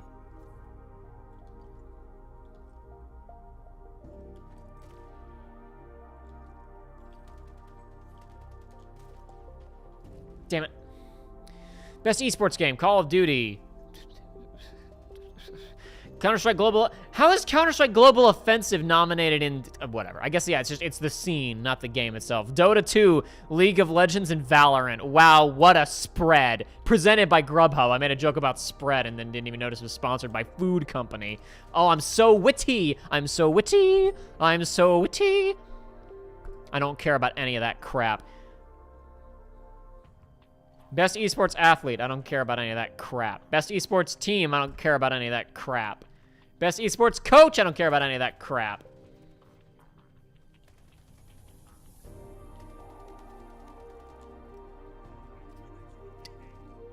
Best esports event? It was Arcane. Moving on. Is that the last category? Yeah, Arcane wins best esports event. It's not even nominated.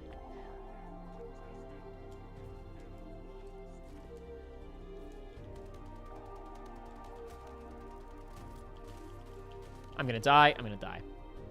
There we go. I went through all the Game Award nominations. Yay!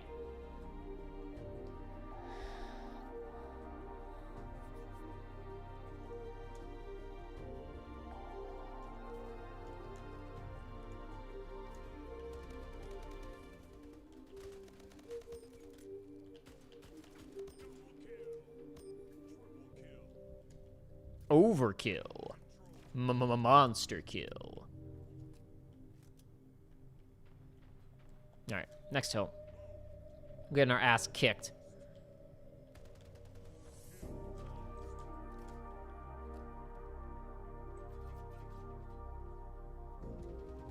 Oh, okay, hi.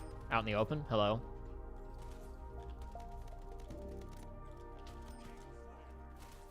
Damn it! Ugh. I voted on esports based on whose username I like the most. What's the best Star Kid production? Asks Durox Zero. Oh, don't get me started.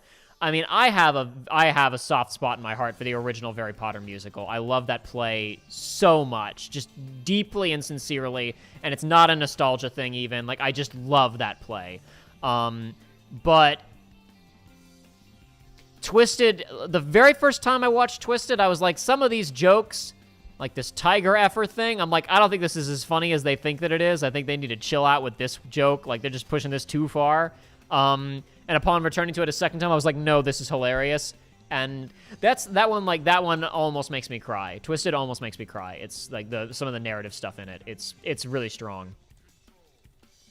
If it was like just a play, it'd be probably their best one. I don't know, but I honestly, The only one of those that I've only watched once was probably Trail to Oregon, which was good, but it felt like more like a Looney Tunes cartoon than a play. And I don't mean that as like a criticism, but I was like, that was funny for like the one time, and I'm not sure I really need to go back and do a rewatch of that necessarily. I'll watch it again sometime, but like every single one of their other plays I've watched like over 5 times, most of them probably in the double digits.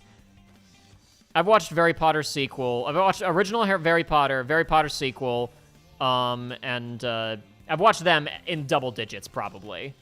If we just count like watching bits of them, I've watched all of them more than double digits probably. But like in terms of like sitting down and watching the whole thing straight through, I've watched the first 2 Harry Potters in the double digits. I'm confident.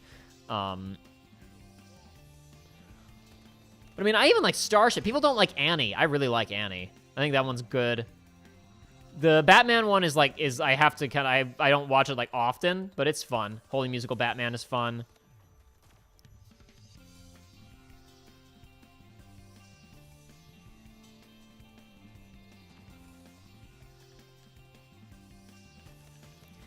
Yeah, Games for Impact and Games for Narrative are not the same thing. Games for Impact is I guess it's what a cynic would call the games for social justice crusading or some. I don't know how people like that talk really. It's supposed to be games that are about something, that are about like I think That Dragon Cancer won a few years ago. So it's just games that are trying to make like a larger point usually. They're kind of message games. It would be the equivalent of if we made game documentaries, like how the Oscars has the best documentary category. It'd be something kind of like that. But we don't make video game documentaries for the most part, unfortunately. I kind of wish we did. It'd be really interesting, but we don't do much of that anymore. Call of Duty kind of started out in its own way as a video game documentary, but they stopped doing that after the original Modern Warfare.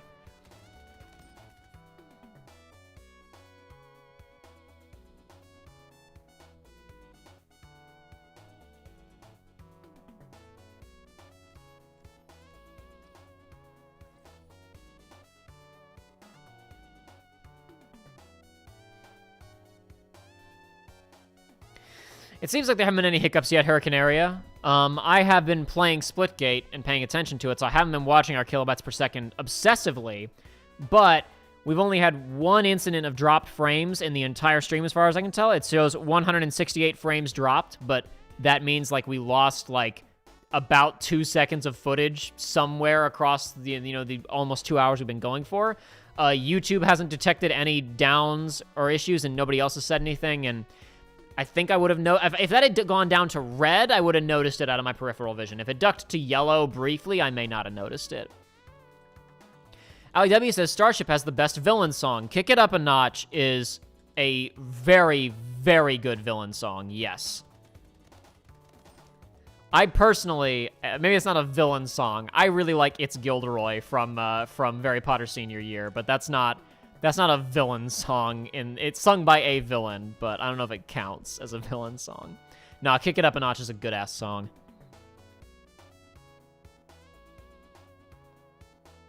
Yeah, Haru Otaku, a social political award, but not really, because like I said, That Dragon Cancer won a few years ago, which was a pseudo-autobiographical game about a man's experience with being diagnosed with cancer, right? Or like his kid was, something like that. I forget the exact details of what the game was about because I never played it. I read about it briefly at the time. So it's not even that. It's just like games that try to have a message. And it's because, I guess it's because games don't have messages very often that we have to have a category for that.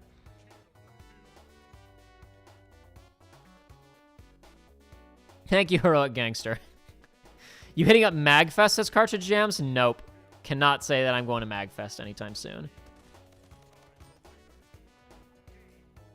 I wish we'd get Oddball again. Those first couple of games, you guys were impressed with me. Then I started sucking.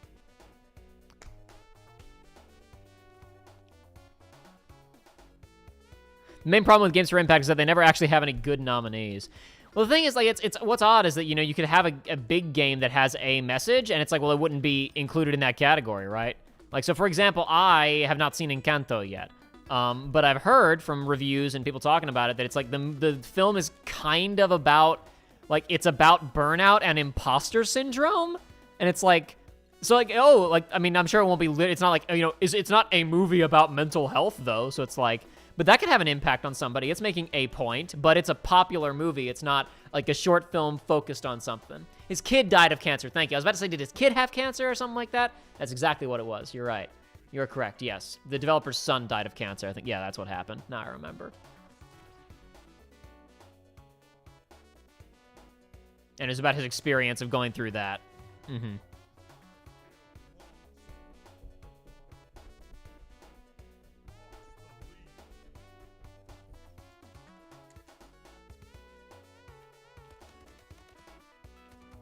I could see in my mind's eye the image of man holding small child, and I was like, was it his kid? But it wasn't coming to me.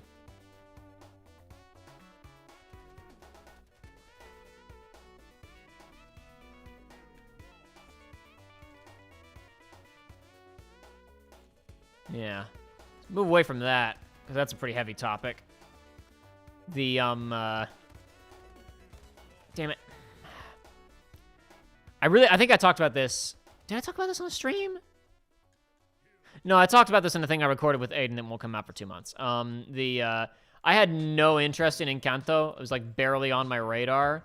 But then I read the Hollywood Reporter review for it that said there's no like modern day pop culture references to keep the kids entertained. There's like one joke about Let It Go somewhere in the movie.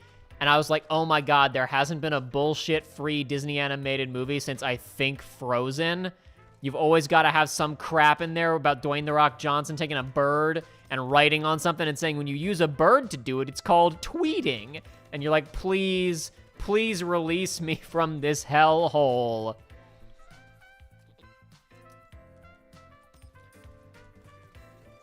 It's like, it's not good when, like, I wouldn't say, like, the main claim to fame of these movies, but something that's important about Disney animated films and why they continue to be successful is because they are timeless, right? It's like having Dwayne "The Rock" Johnson make a joke about tweeting locks Moana in 2016 so much harder than Cinderella is locked in the 50s. And it's locked there forever in 2016, you know what I mean? And it's like, all of their animated movies for the last several years have either had that kind of cutesy shit shoved into it, or it was like Ralph Breaks the Internet, and it was the whole movie. So hearing that Encanto doesn't have any of that in it, like, single-handedly made me more interested in seeing it than any trailer, anything for it.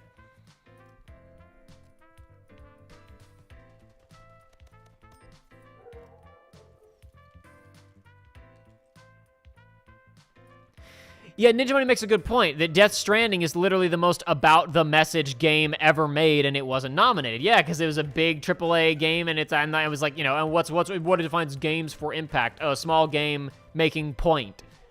And yeah, like freaking Death Stranding, perhaps more so than anything Kojima has ever made, is just like trying to make one point. The problem is that he's doing it for like 40 hours. It's kind of a piece of crap, but that's maybe another story for another day. Doesn't Ubisoft use Assassin's Creed maps to teach and demonstrate historical models? Yeah. Yeah, that's kind of an example of like there's those free like exploration modes that they offer, right? Yeah. Like that could be considered a kind of documentary game, absolutely. Should that be included in a games for impact model? I don't know.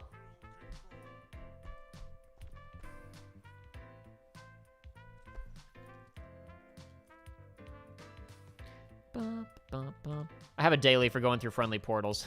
I might as well just go through a couple portals there real quick.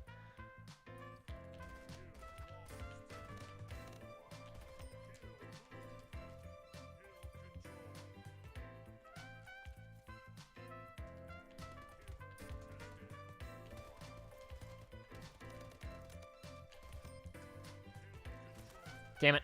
I think he came through my portal, too. Ah, what a fool I was. No, he came through his own portal. Thoughts on Cowboy Bebop live action if you haven't already talked about it. I haven't seen it. Looks cringe. It was always going to be cringe. We all knew it was going to be cringe from minute one. I'm unsurprised. Don't watch it. Go watch the original. It's incredible. I literally just watched... I just showed Joshua the movie for the first time over Thanksgiving break when he was here. I went and bought a copy of it because there hasn't been like a an American print of it in a while, but there's a PAL print that like still works on American Blu-ray players, so I went ahead and bought that so Josh could see it, because it's also not available to stream anywhere. So now Joshua's Cowboy Bebop experience is complete, because there sure as hell isn't any other Cowboy Bebop media to watch.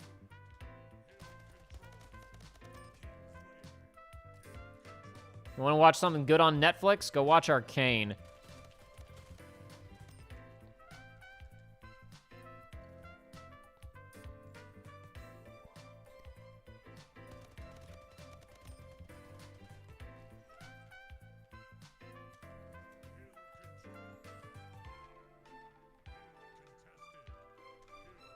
Oh, that was not a good portal to go through. That got me farther from... Oh, what the hell? Oh, he changed the portal after I went through it. Did you guys see that? I went through the portal, then turned around, and he placed the other end of the portal. And that must have been spooky for him to see. He placed the portal, and I walked out of it almost frame perfect, I bet. I bet that was wild for them on that end. He placed a portal, and then I just came out of it.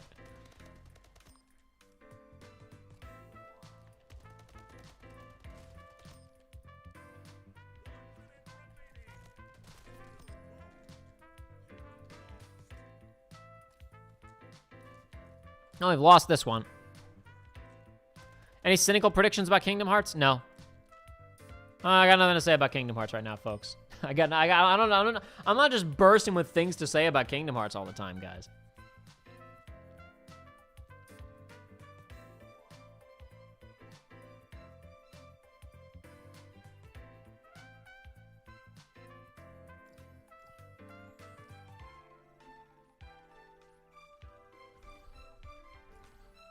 This is an extended track. We'll just jump ahead to the next one. 2 Persona tracks in a row. None of that. That's too much Persona. Sometimes you can have a little bit too much of something. It's true.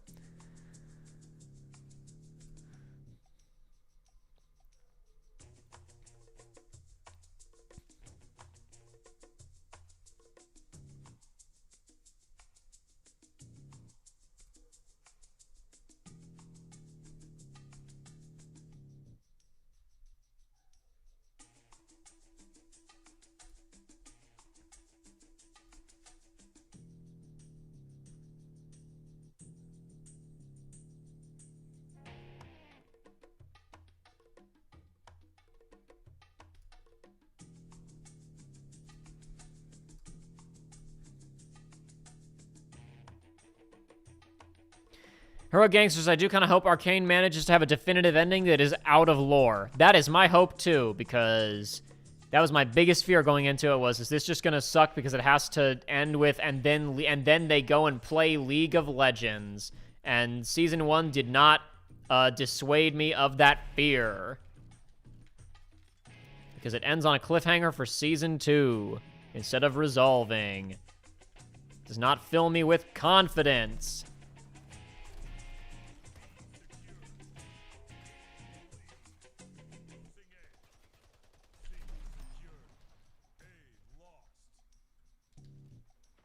Ooh, thank you for the donation, Cartridge Jams. It's been a pleasure. I'll catch y'all later. See you next time. Everybody, go to Cartridge Jams' channel. He's got a bunch of cool music, including some Kingdom Hearts remixes and arrangements and redos that I've actually featured on these streams before. Go check him out. Cartridge J is his username here, but it's Cartridge Jams. Like your cartridge is jammed, but he's making jams as in music. It's a very, very clever, cerebral username. Go check it out. Go check him out. And thank you for the donation. Oh my god, we're getting our asses kicked.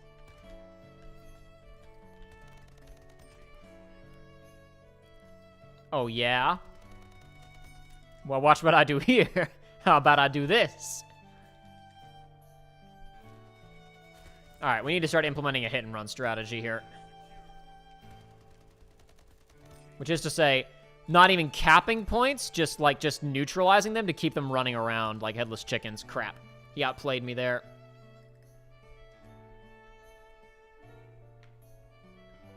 That's a better strategy when you're ahead, but right now they're doing so well that we need to just stop them from getting more points. That is currently all that matters. Damn it.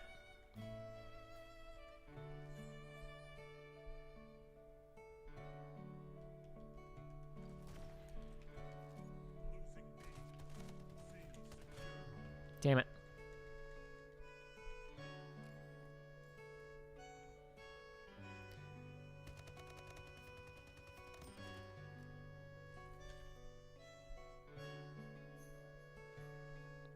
Yes, Ninja Bunny, that is correct. The problem with the Cowboy Bebop show is that the second that you want Vicious and Julia to be, like, overarching characters who we see constantly, like, you are fundamentally missing the point of Bebop. Because, like, it's not about them.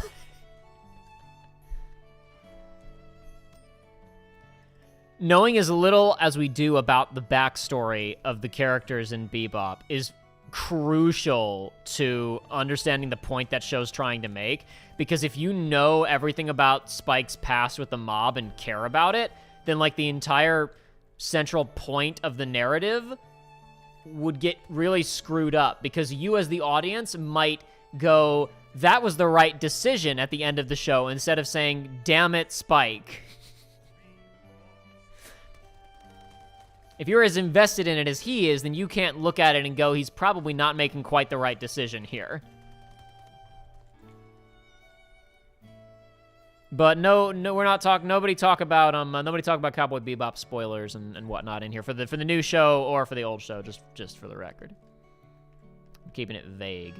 But in general, Cowboy Bebop thematically is about how the past affects people.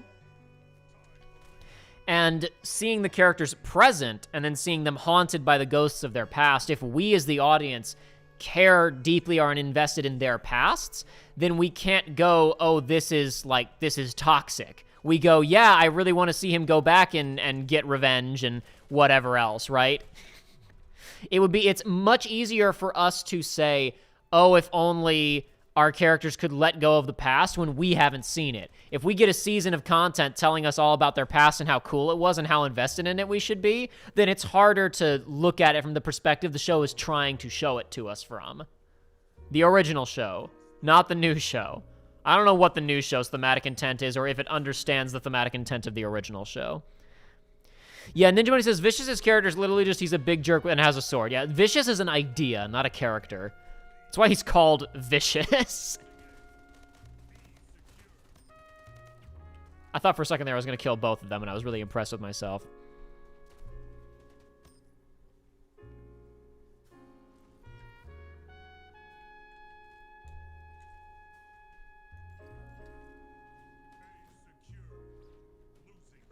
Now we're catching up now, boys. We're catching up. We're catching up. We're catching up.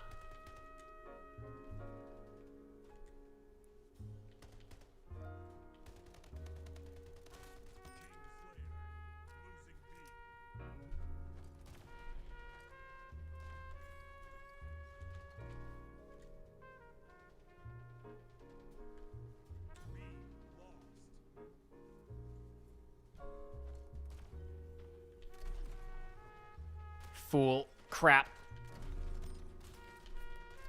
Ah, damn it. Crap. Foolish of me. Foolish of me. This is why Samurai Champloo is the superior series. It actively mocks the idea of ever having an overarching story and plays with that a lot. I don't think Champloo is superior, but I do like Champloo a lot. I think Champloo is rather underrated. More people should watch Samurai Champloo. It's a really good show.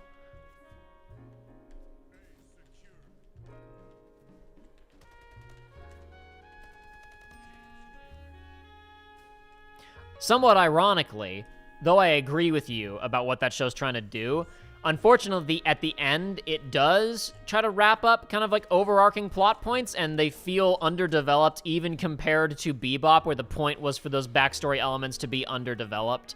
So I found the very ending of Champloo to be a little bit underwhelming, but it's a good show overall, whereas like I find the ending of Bebop to be like perfect.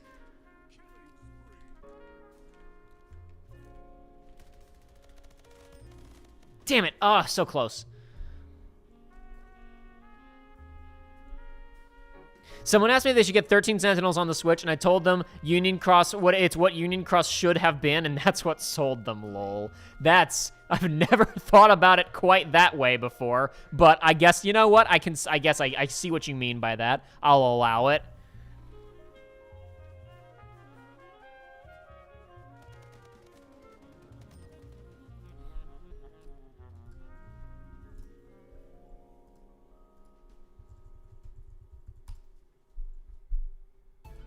Somebody saying, crap, darn my short-term memory. What's the guy's channel?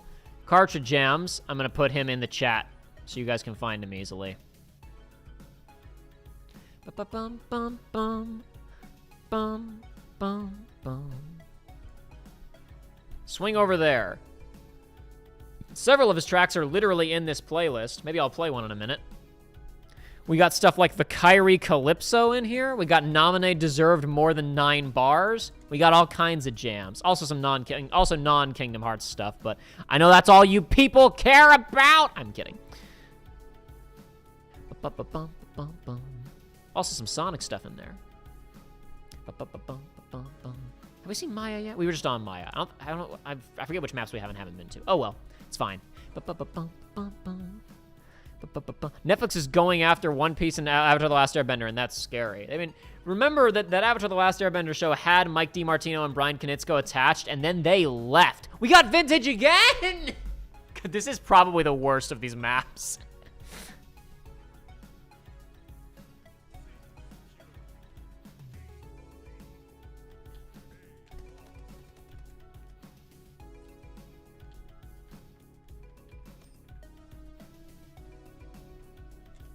It's not a terrible map, but it's probably the worst of these new maps they've added.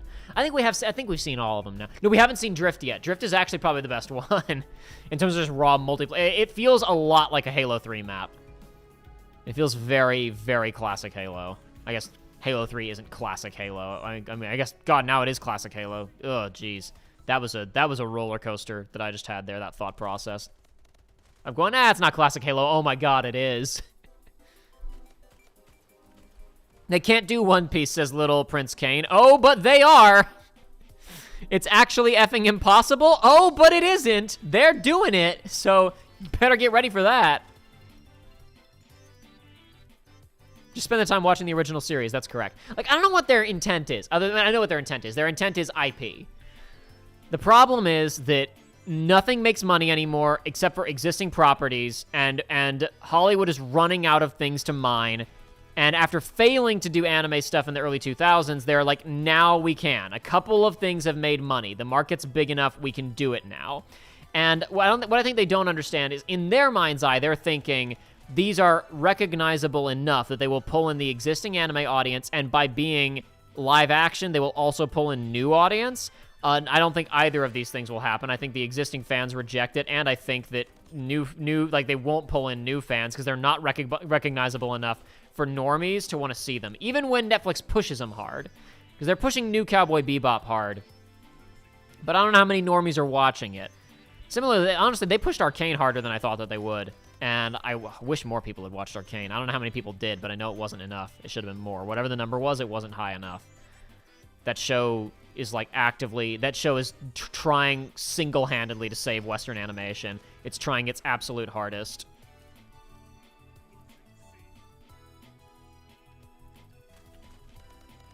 Damn it. Should have known that would happen.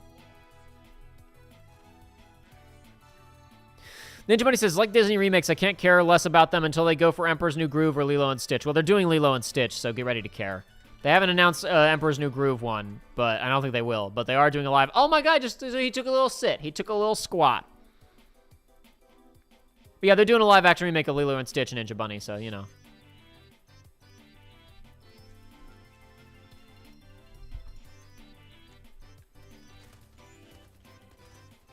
Curse my non-mouse and keyboard.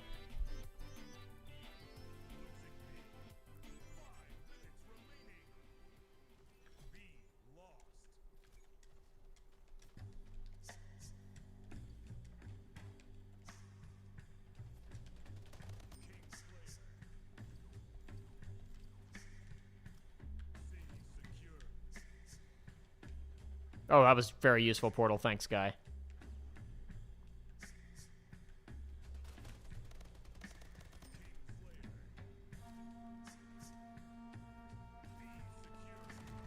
Damn it, I saw the blip. I was like, he's probably crouched somewhere, but I didn't think about it fast enough.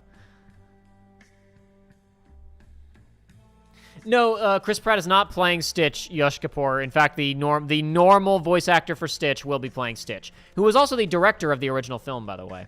He's been voicing Stitch. He's voiced Stitch in everything.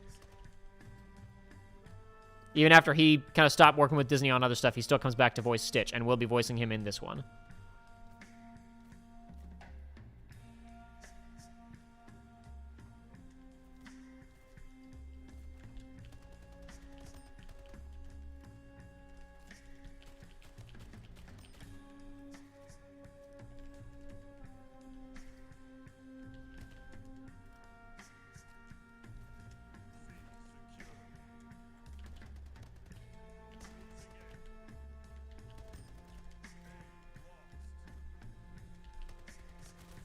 Damn it. Ugh.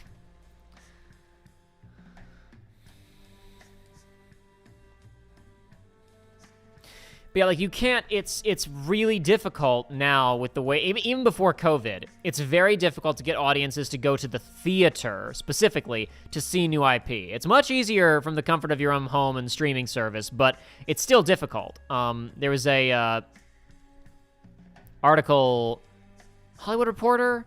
Somebody. About Oppenheimer. Not the man. There's a movie being made about Oppenheimer and the Manhattan Project. And it's going to be like $200 million budget or something. No, it's $100 million budget, something like that. Like, it's larger than you would expect a biopic about, you know, a nuclear physicist to get. But it's going to be directed by Christopher Nolan. And basically, this is something that a lot of people really are hoping will do well, because it's like they're kind of betting that, okay, how do we freaking get people to go see movies that aren't freaking superhero films? And I know what that is, remakes of Disney movies. And it's like, well, at this point, Nolan still, like, made a decent amount of money with Tenet in the middle of COVID. Maybe big enough directors can get people in for original properties and, like, historical films and stuff. Did he voice Stitch for Birth by Sleep, says Yoshi? He voiced Stitch in everything, as far as I know.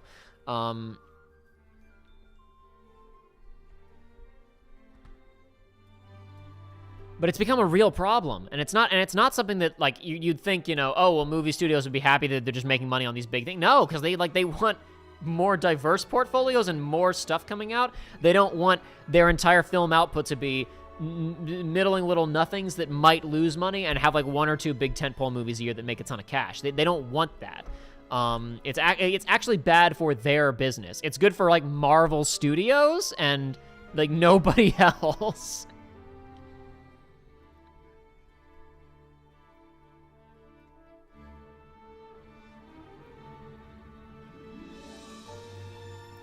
It's easier to get people to watch new stuff from the comfort of their own home on a streaming service than it is to get them to go out to a theater and see non-franchise films, unfortunately.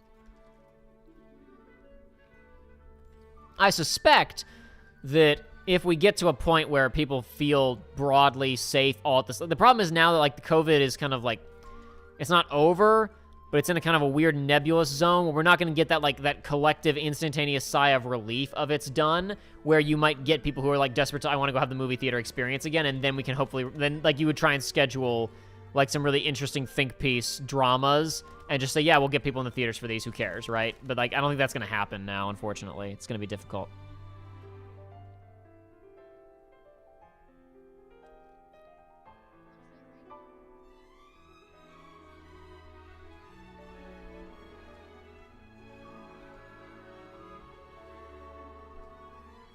Drift, drift, drift, drift. King of the Hill on Drift. Good, we haven't seen Drift yet.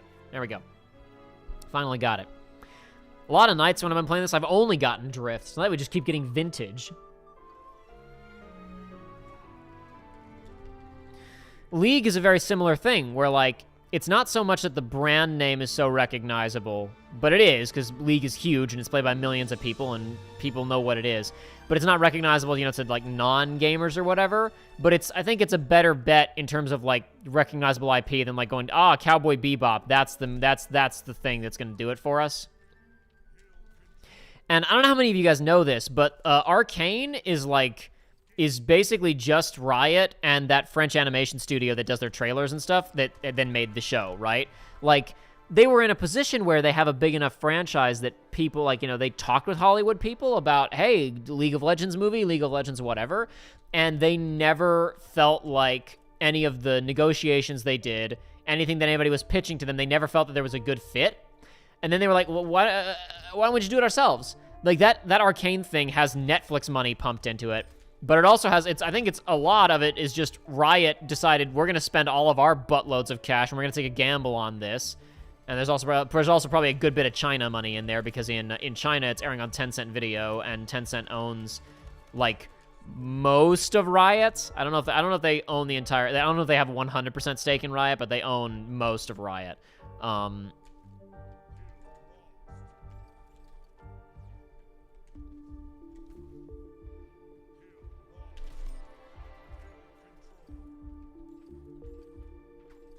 Crap. Gonna hide here. They cannot, they will not see my plans while I'm sleeping. The Arcane, I think the reason that it is what it is, it's like we're gonna do a super expensive 9-episode show that at times looks as good as Into the Spider-Verse, and it's gonna be PG-13, and it's gonna be, though it's based on an IP, it's basically an original story, and we're gonna get away with it because Netflix will spend the money on it because we're a big IP, so that will draw some people, maybe. It might get new subscribers. They made me subscribe. I hate League.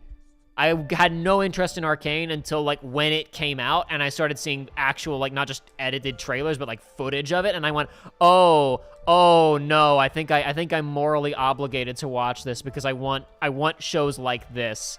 Oh, no, somebody made exactly the thing that I have been wanting. Because, like, how do I put this? So Castlevania is neat, right? The Netflix Castlevania show, like, cool that happened.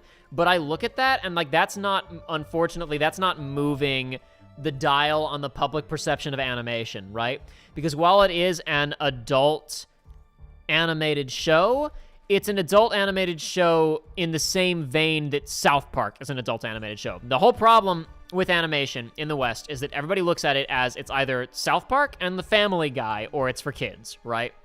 And Castlevania is an adult show in the sense that look at all of the gore and look at all of the swearing and the penis, and people say penis in it a lot, right?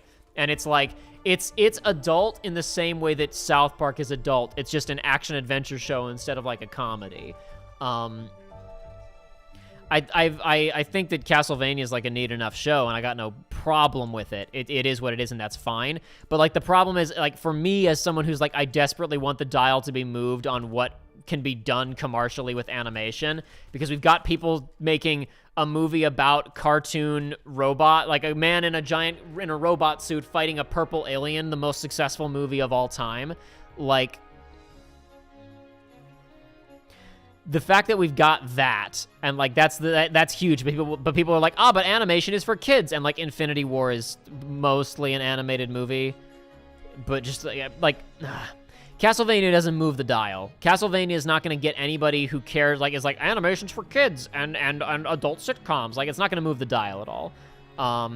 Whereas Arcane, if you can convince somebody to watch it, they might go, oh, this is like this is a real show, and the animation is legitimately adding something to it. Even someone who doesn't give a crap about animation as a form, because Arcane is so stylized and well-made that I think even the biggest of film and animation plebs would have to look at it and go, oh, this is like well-made. Wow, interesting. Not that much, because if we've learned anything from the advent of social media and Twitter, it's that even though more people are watching movies and TV than ever, media literacy has not improved at all. The quantity of people who watch things and just don't understand them is like staggering, but maybe that's a whole other discussion.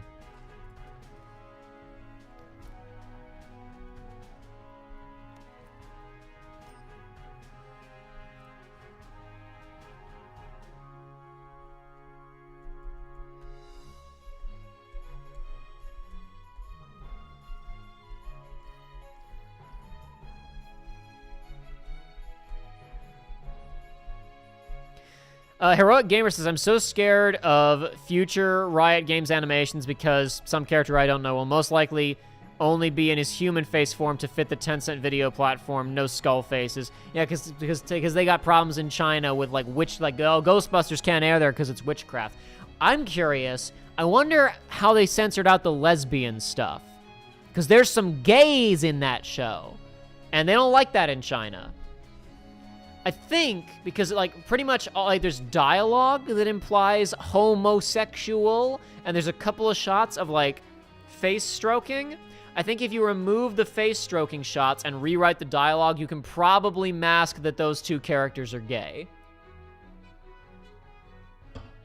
I think I just voted for, I saw Domination and voted for it. I didn't register that it was vintage, and we're going back there again, damn it. But yeah, I wonder if, whatchamacallit, I wonder if that stuff is censored out in China, because I really don't think there's any way that that stuff was left in the Chinese version of the show. I just can't imagine it was. Why is the perception of animation so warped in the West? Ninja Bunny said, because of Disney, really, that's literally it. I think there's a little bit more to it than that, because you have to ask yourself, okay, why, you know, did it evolve in other countries? Because other countries watch Disney movies, too. I think it's partially because the comics industry was so different in so many other places. So, for example, the comics industry, comic strips in America has pretty much always just been comic book superhero stuff, right? In Europe, you've got like the Tintin comics. And in France, you've got like sex comedy comics, right? Like they're mainstream. And in Japan, manga's been really mainstream for a long time. Because that stuff already exists and has a platform to create adult stuff, then that segues very easily into more popular adult animation. It's also why I say in the West, but in France, adult animation, there's a lot more adult animation. And they watch a lot more anime there, and they watch a lot more anime there, and they produce a lot more adult animation in France than in a lot of other Western countries. But aside from that, it's also the fact that for the most part, when in the States we've tried to do adult animation, they've been huge commercial flops, and then we haven't taken risks on them again. Even Disney has tried to do more adult-skewed animation, and every time they've done that, it's been a commercial flop. Like, nobody saw Atlantis: The Lost Empire. No one saw Atlantis. And all the reviews were like, this sucks. Why isn't there any Muzak in it? Where are the musical numbers? They said similar stuff about Treasure Planet. Where's the musical numbers? But also, and I hate to be that guy. I hate to be that guy. Don Bluth went off and said, I'm going to go make movies that are still like can be watched by kids, but these are more artistically brazen and challenging, and they're kind of secretly for adults. I hate to be that guy. Most of Don Bluth's movies aren't that good. I'm bracing myself for the response to this. I respect the hell out of Don Bluth as an artist, and I respect those movies, but like they needed to be lightning bolt, oh my god moments of cinema to be successful, because he left Disney when Disney was kind of sucking and went, I'm gonna go make better movies. And unfortunately, he started making his better movies around the exact same time that Disney started making really good movies again. So it was very unfortunate timing for him that if he had started making like Secret of Nim and Fievel Goes West, or Fievel: An American Tale, because he didn't make Fievel Goes West, and Land Before Time, if he had started making those like when frickin' the Aristocats and Black Cauldron were coming out, then they probably would have done better. But he started making those right when they stopped making those movies, and right when The Little Mermaid and Beauty and the Beast started coming out. And it really, I think, killed the reception of those movies and how successful they could be.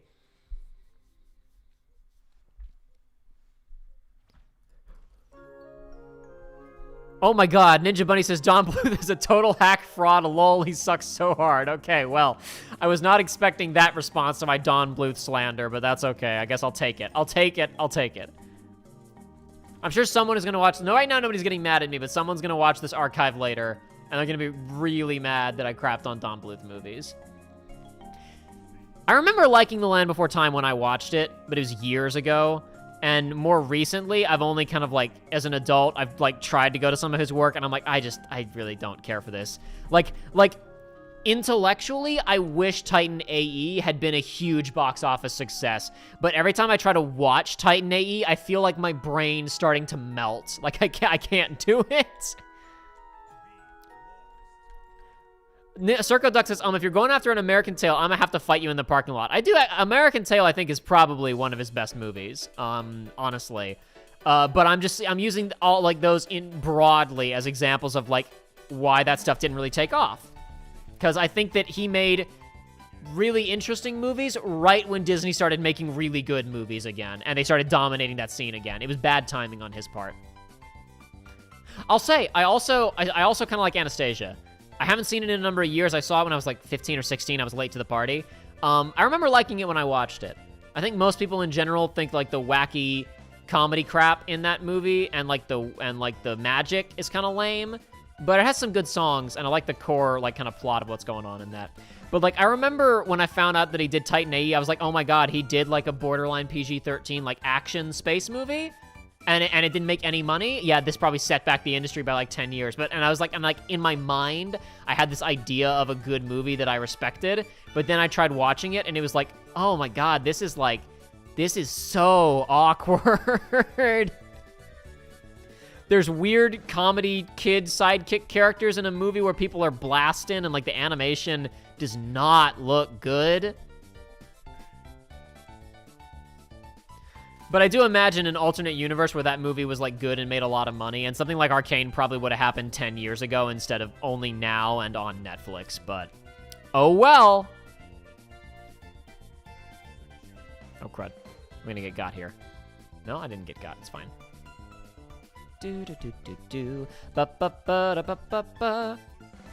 Anastasia has the best looking Don Bluth animation, but the story does suck a lot. His best movie, Titan AE, that's God, Ninja Bunny, you would be like, Titan AE, that's a pretty good movie. That's the one that, like, I literally, every time I start even looking at, like, clips of it, I'm like, oh my god, I can never watch this. I like Anastasia. I haven't seen an American Tail probably since, like, the year 2001 or 2 or something, so I remember liking it, and whenever I see bits of it, I go like, yeah, it seems pretty good. But I haven't gone and taken a serious examination of that movie.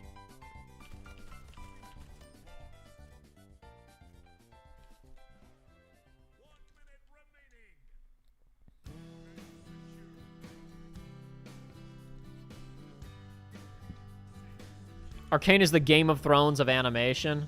Do you mean that it's really, really good, and then it's kind of crappy at the end? It feels unfinished? Because I'll agree with that assessment. Ah, damn it. I was robbed from that kill in 2 ways. Someone killed him first and the game ended. I just watched Anastasia like 4 days ago. Why? There's a Broadway version of Anastasia that a friend of mine saw. They said it was actually pretty good. They cut all the Rasputin and magic crap out. So it's just like the songs and the core story without the crap. I was like, yeah, you know what? I'd see that. I'd see that if it was on tour near me. That'd probably be worth doing. Strip that movie of its BS. It's probably not a bad idea.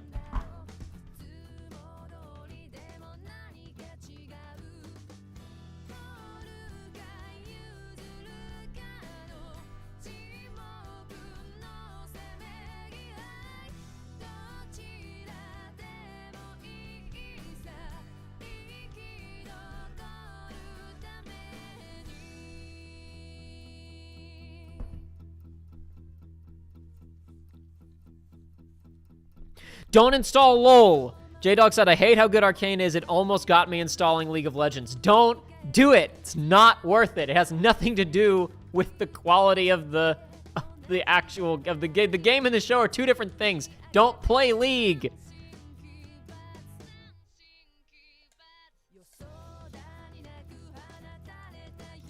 Can I actually use any of these, or are they all like the... Oh, I actually got one. Okay. I haven't played much with my friends lately. Only 20 matches in a party to get that, and I just hadn't done it. All right, I need to run to the restroom really quickly. Yes, Rasputin from Kingsmen. That's correct, Yash Kapoor. See, that's a movie where I want to see wacky and wild Rasputin in a fictional setting. I want to see the King's Man kill Rasputin. In Anastasia, it's just really awkward.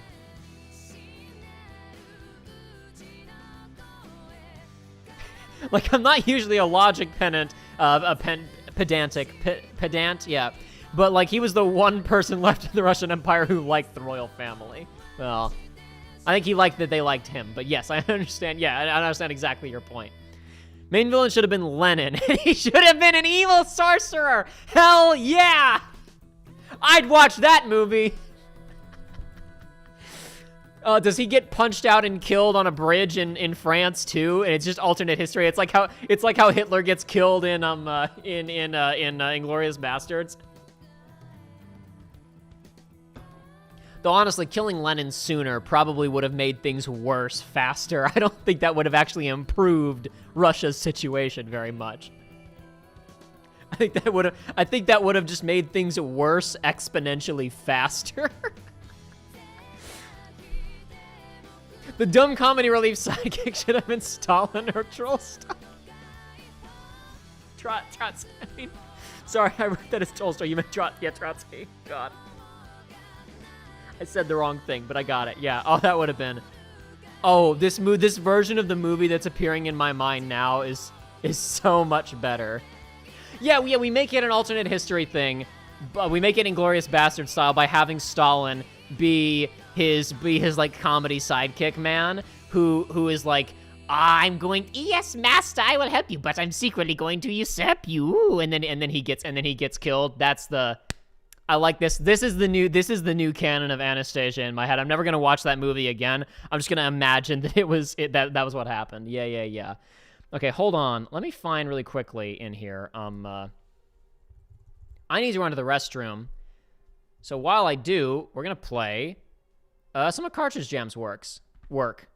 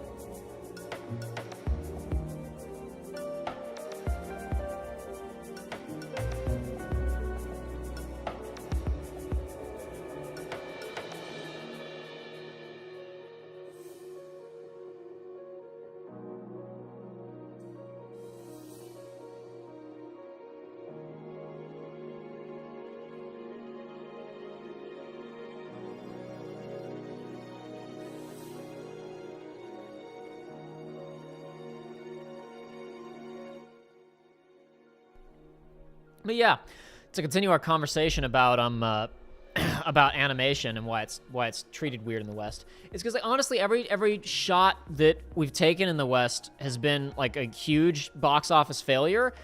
Like every time that a studio has taken a risk on it, it's failed. Even when they've taken surefire bets, it's failed. Like freaking when Disney got the rights to all the Ghibli stuff and they released Princess Mononoke, right? Like Princess Mononoke was at that point the highest grossing film in like the history of Japanese cinema. Like it beat Titanic that in the same year that Titanic came out, and like no one saw it in the States. In fact, I don't know how many of you guys know this. Most of the dubs that Disney did for like the 90s lexicon of Ghibli movies, right? 80s and 90s. Like they produced the dubs for Castle in the Sky and Kiki's Delivery Service and My Neighbor Totoro and Mononoke all at the same time, because they were planning on doing theatrical releases of those movies too after Mononoke. But then Mononoke bombed hard. So they only did it for new releases. They staggered them out over the next couple of years and released them on VHS and DVD.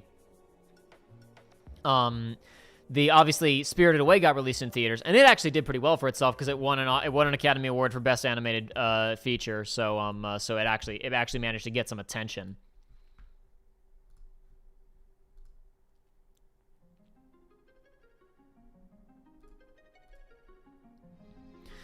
And then they did, obviously, Howl's Moving Castle they also released, and I don't know how well that did at the box office, actually. I do not recall. I think Ponyo did okay for itself at the box office, but that was a kid's movie. And then Spirited Away was... Sorry, not Spirited Away.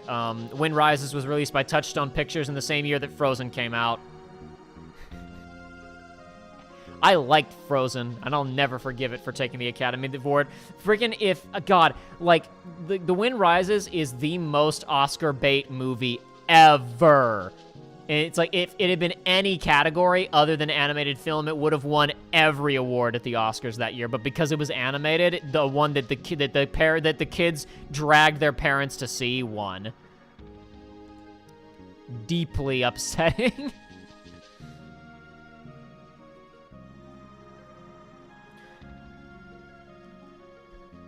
Yeah, I mean, because again, even Disney's taking risks.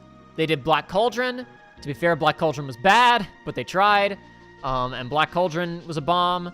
Yeah, an argument can be made that during the Renaissance years, they did make serious movies that just also happened to be accessible to children, and they did quite well for themselves. Like Beauty and the Beast. If they'd cut the freaking gargoyles out of Hunchback of Notre Dame, I think it would have still done just as well at the box office, and that was like a fairly, like, people saw it, people respected it, but it wasn't really enough to move the dial, I guess. They would have needed multiple movies like that in a row. Tarzan's also kind of a movie for adults in many ways, and people saw that. Like, and Mulan, like for a brief bit there in the 90s, they were making, like movies that were in some ways more for adults than kids, but they could be seen by kids. And then in the 2000s, they were like, okay, now let's take this a little bit further, because all the guys who make those movies, they like Miyazaki films, they watch anime. And they did freaking Atlantis: The Lost Empire, and nobody saw it. And they did Treasure Planet, and Treasure Planet released in the same weekend as Harry Potter and the Sorcerer's Stone. It might have actually been Chamber of Secrets, and nobody saw it. So, uh-oh.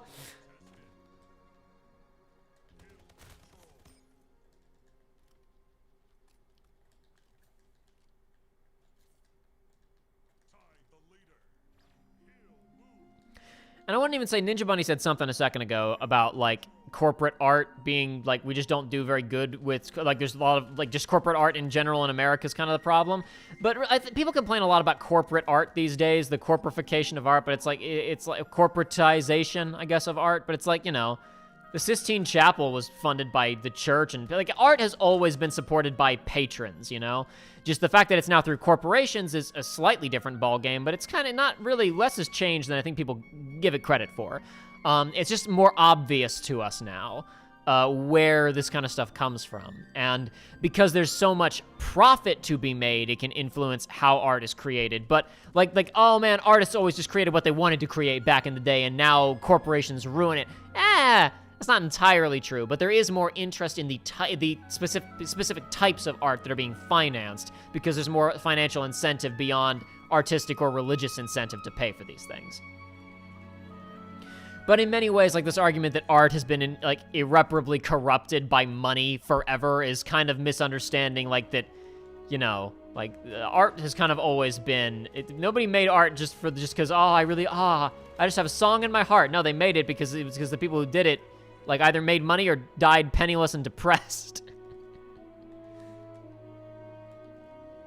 There weren't industries built around it, yes, but in many ways it's changed less than people seem to think it has.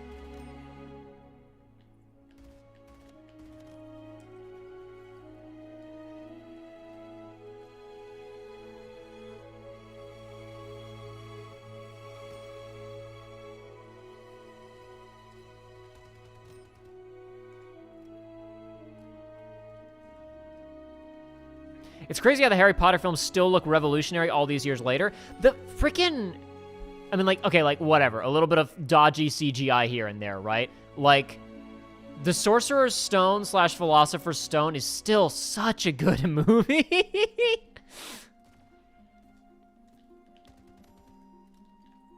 It just goes to show, like, that brief window of, like, the late 90s and early 2000s of, like, when we were doing mostly practical and marrying it with digital for the stuff that we couldn't do. It's like, And the prequels are impressive in their own ways, but, like, you look at, like, the CGI in the prequels, especially character CGI, has not aged terribly well.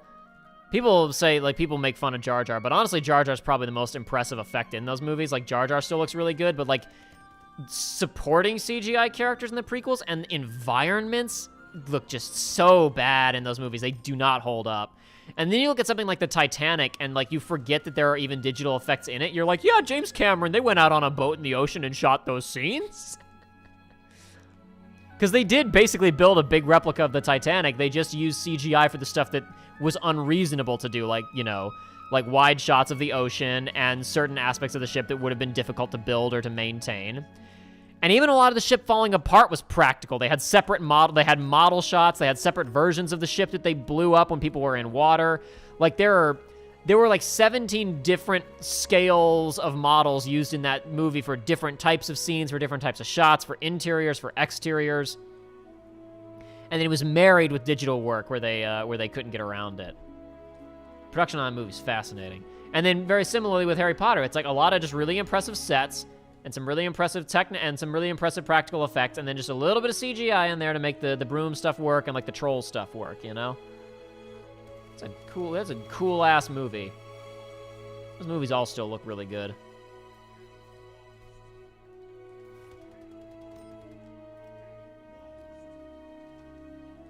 I'm sure that, like, 10 years from now, they're going to be doing, like, they'll do a TV adaptation of Harry Potter again. Like, there'll be an Amazon mini, series, right? And honestly, in many ways, I think Harry Potter's more suited to TV because the stories are so long and they're these, drawn-out mysteries that being able to do a season for each year of school, it's probably a good idea. You could even do, like, shorter seasons early on where you're going to be doing your huge initial investment to build the massive sets, right? So you do a couple fewer episodes then, and because the story is shorter, and then later on, after you've already spent all your upfront money on your sets and stuff, then you do the longer seasons for the longer stories. But really, they'll do a live action show. They should do an animated show. My hope is that we get animation far enough and it's taken seriously enough that by the 5-10 years from now mark when they're rebooting Harry Potter, because they need some kind of recognizable IP that will make money, they got to put something out there, that we can make an animated show instead. It would take longer to produce, but you wouldn't have to worry about the kids aging too fast. You can sell the world. You won't be constantly compared, like, cause you'll be building sets and you'll be just getting compared to the original films, right? The only way you can do that and make it interesting and not just a cash grab, I shouldn't say cash. The only way you can do it and make it like really interesting and make it separate from the source material, from the live action films, is do an animated show. Doc Ock from Spider-Man 2 looks so good because they actually took the effort to make those arms. Yeah, he's got practical arms in a lot of that movie. Honestly, but even the CGI in Spider-Man 2 is like, watch Spider-Man 1 and Spider-Man 2 back to back. The CGI in Spider-Man 1 is so bad. It's so fake looking. The improvements to just like to how Peter gets around the city, and like his weight and movement it's just so much better in Spider-Man 2 than in Spider-Man 1. The actual problem to American animation is that there's no challengers to Disney and DreamWorks and Illumination. Well, Riot has decided they're going to spend a lot of money on a French studio that can make things that look like Arcane, so we don't necessarily have a race, but we have somebody else who has the backing to make interesting-looking stuff now. Now, yes, you are correct. The industry is a competition between like 3 or 4 companies that all mostly make the same art. Now, you are correct, and this is where the actual downsides of corporate art does come in, is in the modern day. And when I say modern, I don't mean like the last 50 years, because that's modern. I mean like right now, that there are like 4 companies, and everything costs so much to make that they're all making the same thing, because that's the only thing that's safe to invest their cash in. That's the big problem right now. There's even fewer companies that do animated work, yeah. There's very few companies making almost all movies and TV, and there's even fewer companies making animated work.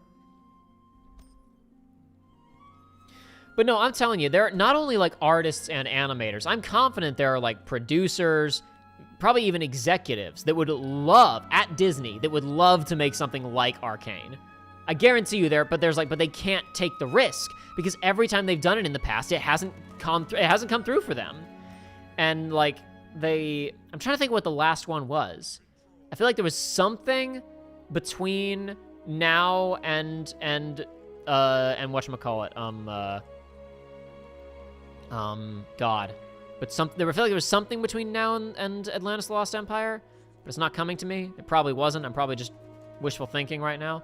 But frickin', you look at, like, Bob Iger came in when the company was, like, bleeding cash in the early 2000s, and he's overseen this huge period of financial growth, and it's like they're mostly just taking safe bets. Because to be completely fair, say what you will about 2000s Disney animated movies, like, they were all pretty different from one another. They were all swinging for the fences and trying weirdo stuff. Most of them were not very good. You know, for every Lilo and Stitch, you get 2 Home on the Ranges and Chicken Littles. But, like, they were trying, and they were losing money, or at least not making very much money. So they got rid of the 2D animation department because it cost too much cash, and Princess and the Frog was a big old flop, and they've been taking safe bets. And to be fair, they've done some good work within that. I like Tangled. I like original Frozen. But it's just the way that it is.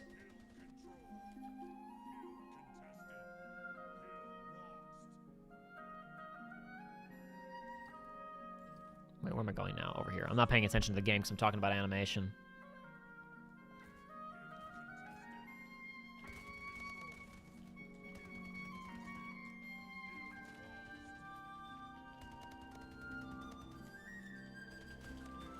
Aren't they making a Percy Jackson in the Olympians TV show? I'm giving that another shot now.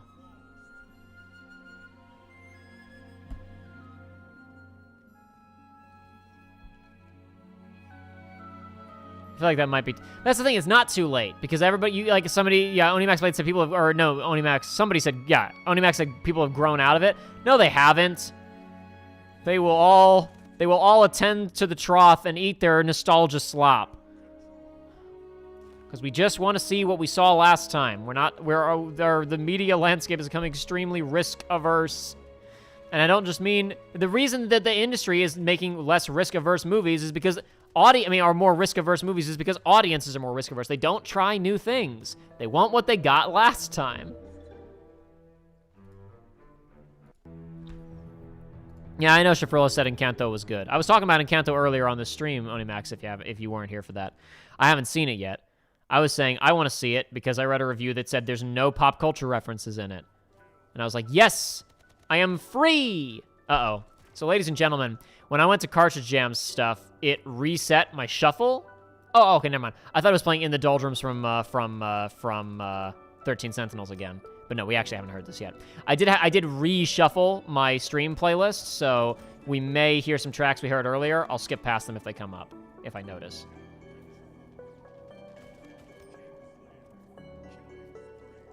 Well, we kept him tied up for a second, but we should have been on the hill. But our friends were on the hill, so it's okay. If anything, we were delaying an attack on the hill. from that user there.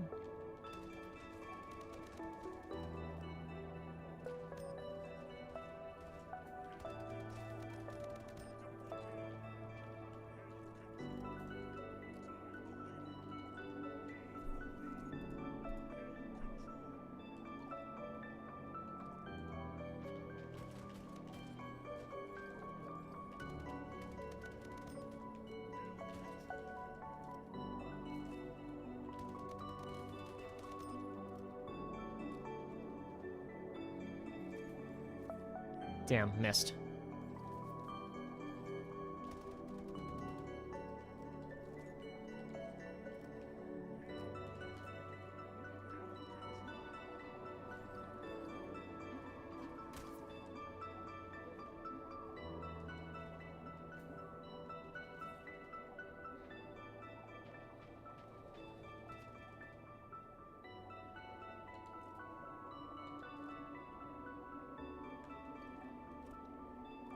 I hope Arcane's really successful, dude. It's the first attempt I've seen to move the dial. Probably. I don't know, in a long time. I don't know how long. I hope it really does well. I hope people watch it. I don't even, I think the first 3 episodes are really good, and I think it kind of falls off after that, and I don't even care. I'm still recommending it. Because, I feel spiritually need it to do well. Because I'm taking psychic damage for every day that stuff like that isn't being made. After Kubo did bad, I doubt they'll ever make a stop-motion film not for Halloween ever again. That is correct. That is correct. Not until someone takes a risk again, and it happens to do well, which is probably 3 bombs from now, and it's gonna be like a 10-year gap between each bomb, so... Maybe we'll get a non-Halloween stop-motion film by, 2040 something. Or rather one that's successful.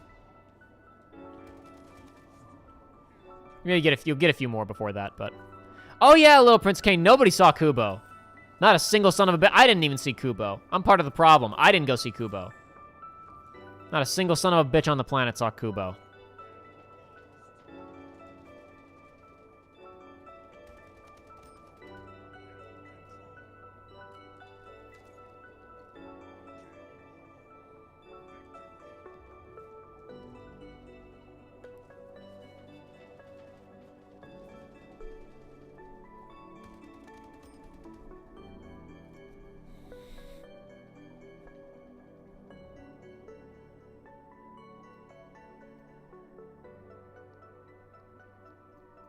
Jacob, it's your fault that Kubo didn't do well. Yeah, I know. I know, Yosh.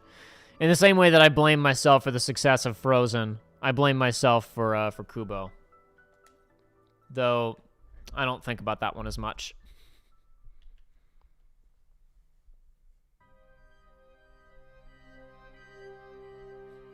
I don't know if Kubo was good, Crossburn. I haven't seen it. I heard it was good. I'm part of the problem. Kubo was fine, says Ninja Bunny. Jordan Commerce says, I liked it. I saw it. Fine, I won't watch Arcane. Are you doing this as revenge to me for not watching Kubo? Okay.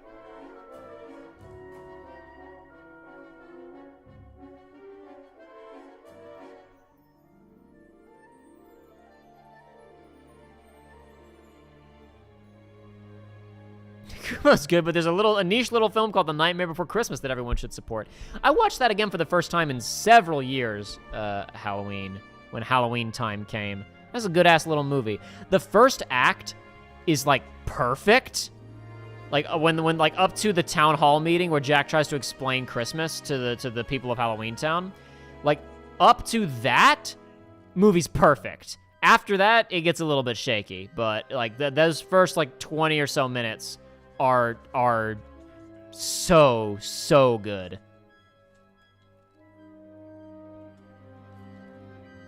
Not so shaky that the film stops being fun or interesting or good, but it's just not quite, it doesn't quite live up to the promise of its premise. But that's okay. We can't all be perfect all the time. Damn it.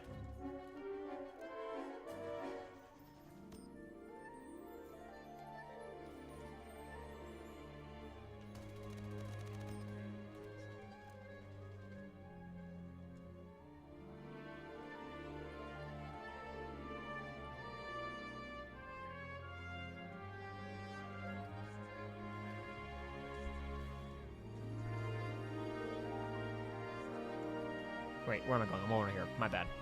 Wrong way.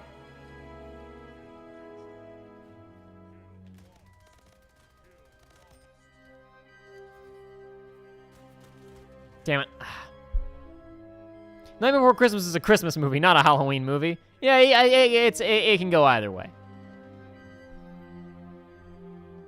Jacob, if you didn't see the MLP movie in theaters, it's your fault the 2D animation is dead. Oh no, you're right! There's a new MLP movie coming out and it's 3D! Damn it, you're right! Ugh. Why would you drop this? Why would you say something so controversial yet so brave? Everyone was too focused on Pokemon Go hype to watch Kubo.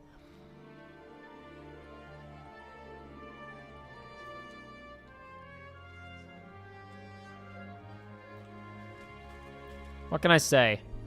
I was done with MLP after like season 2 of that show. I didn't need to go see the movie. What about Teen Titans Go to the Movies? That was a kids show. That was a kids movie. That movie wasn't really it was literally a superhero film and a kids film. I mean, in many ways, like Spider-Verse was mostly just like moving the dial forward in terms of the art, because it's like I feel like all these movies have like since Toy Story have kind of looked the same. That's the first time like the last really like okay, this movie's gonna look different was the character design of Atlantis: The Lost Empire was funky, and the general art design of Lilo and Stitch was pretty funky. And other than that, like, these movies have all looked the damn same for 20 years until we got Spider-Verse. But it was a freaking mainstream superhero movie with a huge brand, and it was, I don't know. I hesitate to say that it was for kids, because a freaking guy gets shot just gets killed with a handgun in it.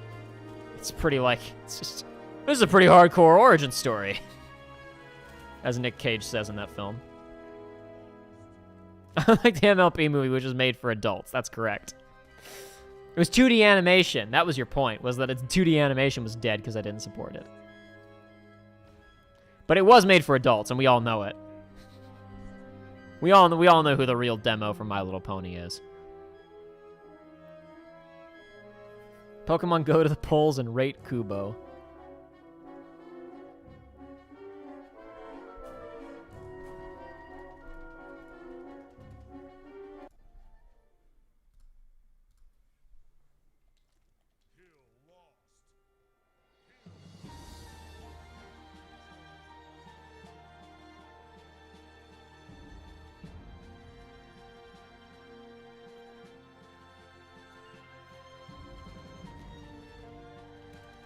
If we got nothing else out of Hyrule Warriors Age of Calamity, it was that they proved that the soundtrack for Breath of the Wild was always secretly good, because they pulled a bunch of melodies that already existed in that game and just made the composition a lot stronger. And the soundtrack for that game is really good. And the fact of the matter is that the soundtrack for Breath of the Wild was always good. It was just low-key, because that was appropriate to the tone of the game. You Philistines. Get over yourselves. Ya basic, as the kids say. It's a human insult. You're devastated right now. It's a human insult. It's devastating. You're devastated right now. Damn it! Ah.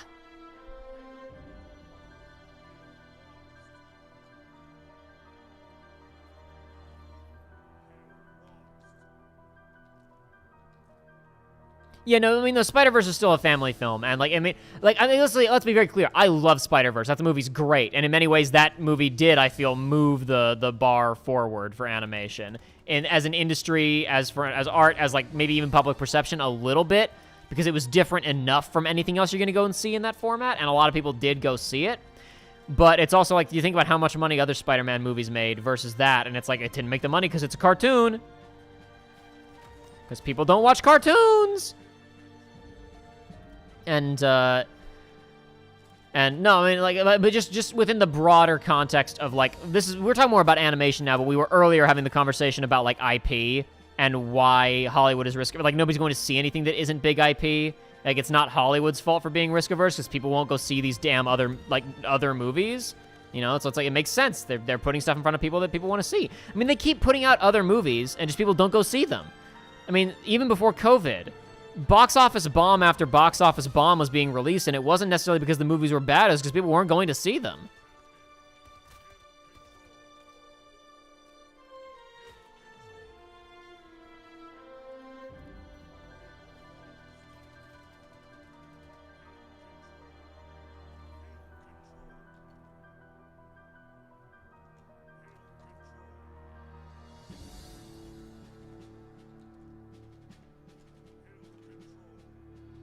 We're losing this one hard because I'm too busy talking about My Little Pony, My Little Pony, ah, My Little Pony. Used to wonder what friendship could be, until you all shared its magic with me.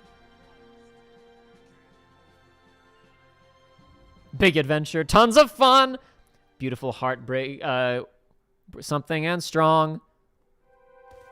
Brave and strong, kind and strong, what?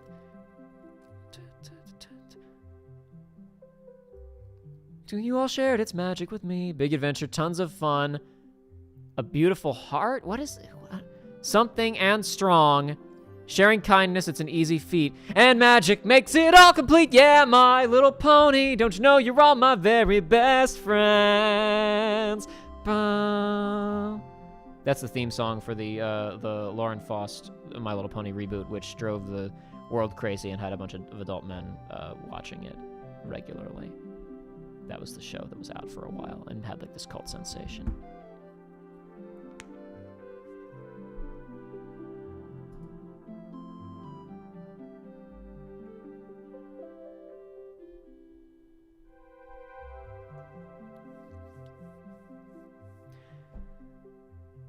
To give an example,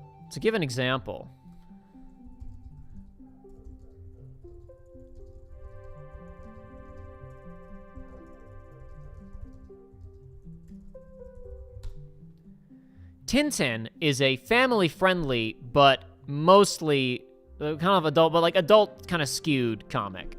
And it was directed by and the movie adaptation from a few years ago was directed by Steven Spielberg and Peter Jackson. And I can't pull up numbers right now because I gotta play Splitgate. But it made way more money internationally and in Europe than it did in the States. Because nobody in the States knows what Tintin is. And Tintin is a great example of what I was talking about earlier of, like, there have been other, like, people have been, like, adults read comics in other countries, and adults don't read comics in the States because American comics are all are superhero comics. You don't have sex comedies, borderline porn, like in France, and you don't have Tintin, which is like an Indiana Jones. It was Indiana, like, literally, Steven Spielberg found out about Tintin because he was reading a French language review for Indiana Jones and the Raiders of the Lost Ark. It was just Raiders of the Lost Ark then. And it kept, and the person writing the review kept comparing it to Tintin. It's like, what's Tintin? And then he went and read Tintin books and he was like, oh my God, I need to make a movie about this. I don't know how many people know this. Spielberg literally was negotiating rights to make a Tintin movie while, like, before and during the production of Temple of Doom. That's how fast he was on that. But Hergé, the artist and writer, died during the production of Temple of Doom, and so everything kind of froze for a while. For a while, quotation marks, literal decades. Damn it. Show of hands in the chat. How many people have seen The Adventures of Tintin, Secret of the Unicorn? That's a good-ass movie. How many people have read Tintin books? In your comments, say if you've read books, if you've read any Tintin books, and if you've seen the movies. And also, if you feel comfortable, say if you're American or European. Tintin is the Uncharted movie we deserve, that's correct. And the one that we won't get.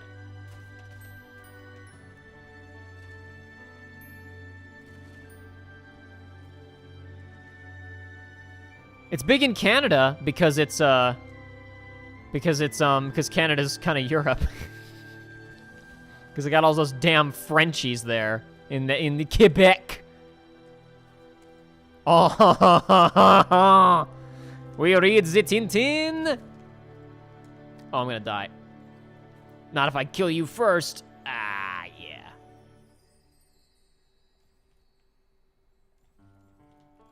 I'm about to be killed. No? Okay. I thought that motion tracker was someone coming down and landing on top of me. It was not. I'm safe.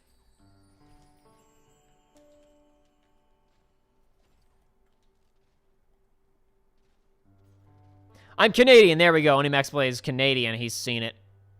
Also, the original animated TV show adaptation of Tintin, I believe, ran on TV in Canada back in the 90s, so a lot of Canadian kids were exposed to it that way. I don't know if it ever ran in the States.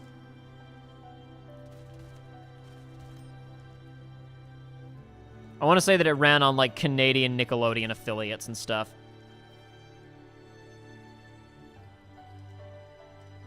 I don't even know when that show was made. I've seen some of it. It's not great. They're basically just, like frame-by-frame, like, remakes of the books, and that's not bad, but, like, it's just not good for TV. Read a lot of the comics, watched a ton of the cartoons. American. Hell yeah. Oh my god, wait, Tom Holland is Tintin. Oh, dude, Tom Holland is Tintin? Oh, boy. You know what? He's got, because he's got the boyish charm. He could be Tintin. I would rather see Tom Holland as Tintin than as Nathan Drake. I'll put it that way.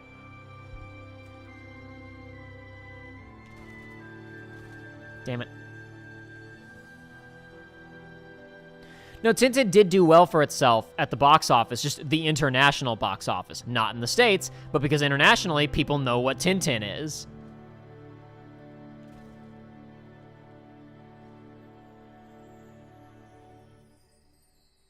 I was trying to follow that guy, but my plan was imperfect.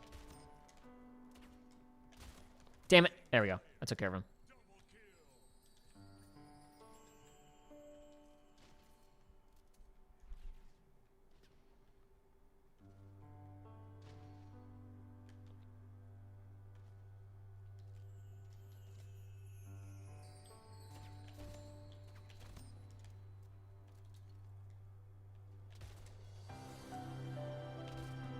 That was a waste of my time.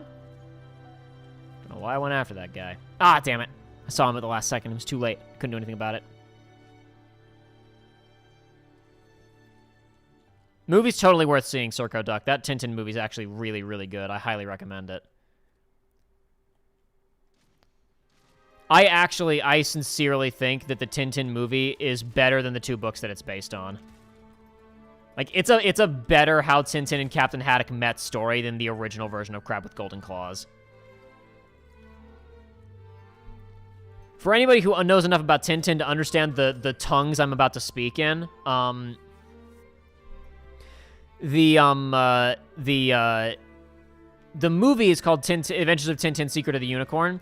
Its actual plot structure of, like, the events that occur in it is actually more similar to Crab with Golden Claws, but instead of being about opium smuggling, it's about the secret message hidden inside the model ship plotline from Secret of the Unicorn.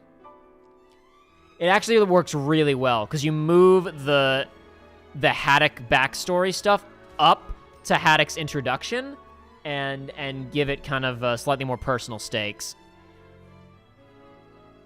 It ends with the setup for Red Rackham's Treasure, but Red Rackham's Treasure would have been a bad sequel. They kept saying that they were going to do... They were planning on, after The Hobbit, doing more, and then it never quite manifested. I hope they go back and do more. They were saying they were going to do Prisoners of the Sun, which is a really good Tintin book, but I don't know how much I would have liked it, especially because, like, that whole book is about rescuing Calculus, who at current point in those movies hadn't even been introduced. So you would have had to make us care about Calculus and then get him kidnapped, unless they really... To be fair, they made a movie called Secret of the Unicorn that was, like, maybe 20% Secret of the Unicorn. Like, the only part of that that's directly the plot, like, the only bits of that movie that are actually using, like, locations and scenes from Secret of the Unicorn are, like, the pickpocket subplot and the pirate ship flashback. The rest of it's all Crab with Golden Claws. So when they say they were going to adapt, Prisoners of the Sun, who knows what that actually meant. Personally, I would love to see an adaptation of the Calculus Affair.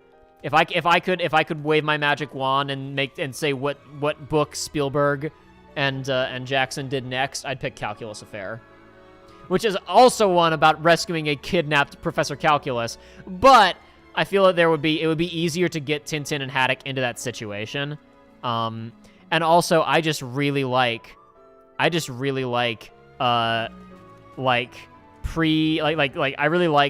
70s Europe espionage movies.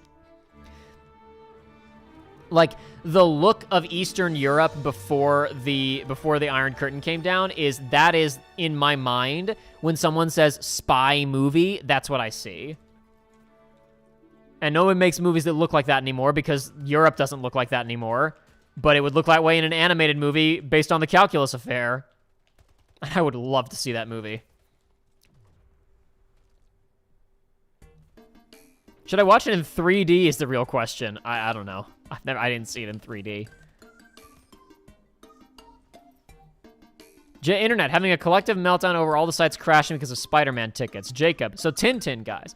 Watch, I don't know what streaming service it's on. Order a freaking Blu-ray. You won't regret it. Spend the money, buy a Blu-ray, own it so you can watch it later, and the man can't take it away from you with subscription fees because it's a good-ass movie. Everybody go buy a copy of Tintin right now, damn it. It's on our to-do list if we ever do proper sit down and do movie discussion episodes on the research log of, like, films. Of, like, here we're just gonna do an episode talking about one movie. It's like our first 3 items of business are probably Hot Fuzz, The Rocketeer, and Tintin, The Adventures of Tintin, Secret of the Unicorn.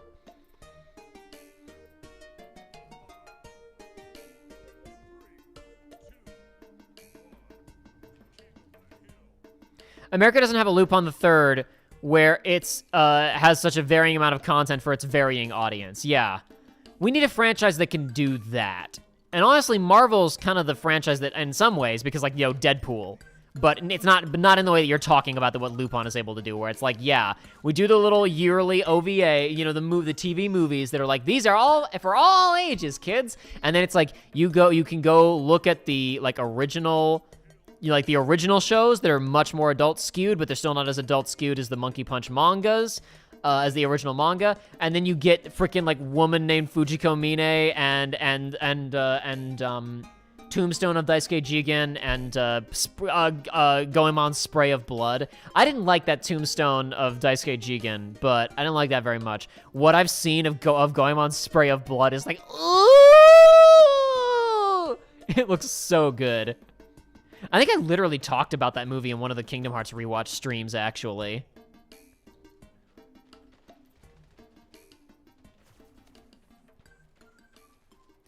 Billy the Kid Lawrence with a $5 donation. This is for the Tintin respect. If you just came in, we've been talking about Tintin for the last 10, 15 minutes. It was part of a larger conversation about animation in general, but hell yeah, dude, Tintin rocks. A while ago, in anticipation of eventually watching, knowing eventually we would watch Secret of the Unicorn, one time when I was having technical difficulties with stuff before setting up, I think it was before setting up to do a stream with Joey, I could be wrong, I handed him a copy of The Crab with Golden Claws, and it was just like, read this. And it was perfect, because those books are like a very comfortable length, where like it took me 20 minutes to fix what I was doing, and it took him like 20 minutes to read it.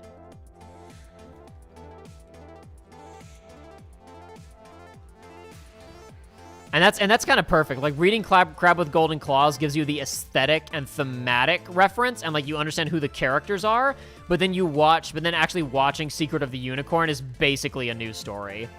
If you know nothing about Tintin, I recommend reading The Crab with the Golden Claws and then watching the movie. Then just pick whatever books look interesting to you, because it really doesn't matter. Only thing I would say is don't go to Tintin in Tibet quickly. Hold that off, because Tintin in Tibet is kind of like the masterpiece. I mean, they're all good. The early ones aren't so good, but they're all pretty good. Just Tintin in Tibet is like the existential artistic masterpiece of the bunch. It's kind of doing a whole other thing. It's no longer like really well-made pulp entertainment, and it's like it's gone to another stratosphere of what it's trying to do at that point.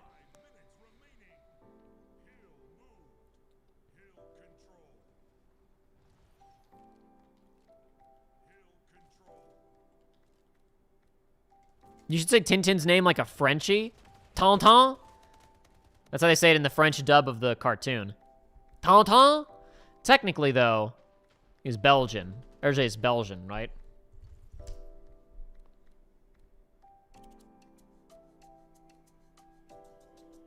Yeah, Belgian cartoonist. Known by his pen name Hergé from the French pronunciation of his initials, yes. But no, he was Belgian, so... I don't know how you pronounce Tintin in Belgian. I know in French it's Tintin. Because that's what Thompson and Thompson say in the cartoons.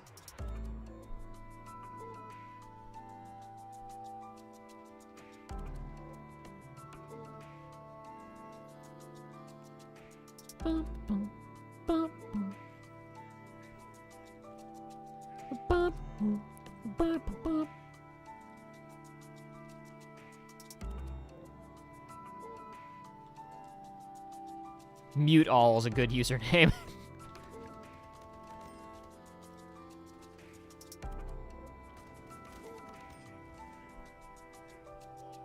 See you later, Billy the Kid Lawrence. Thank you again for the donation.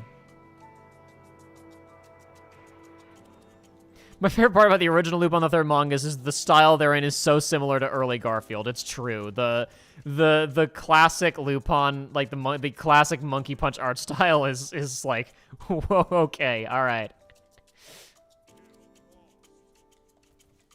Like it's very odd because like they're good art, but like your brain almost processes it as like a kid doodled this, and it's very fun.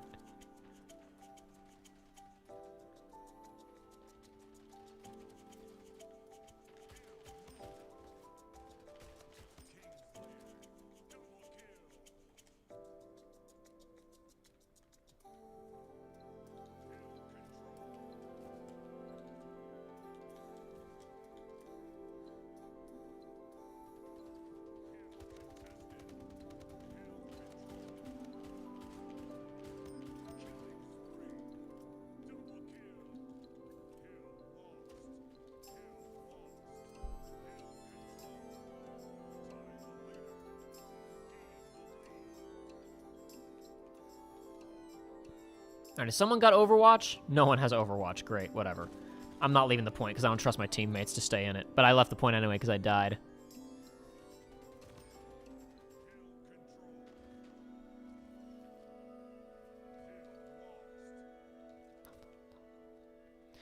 Tens, really? See, I was giving directions on how I genuinely thought it was said because I speak French. I did not expect it to be Tens. All I can say is I watched the French language version of the cartoon couple times. I lived in Quebec for a little while, and technically I lived in Montreal, and I was trying to learn a little bit of French, and they say Tintin. They pronounce it Tintin. But who knows? Those are like the Thompson and Thompson. Maybe they were just putting an awkward twang on it. But I think most characters said it that way. They said Tintin.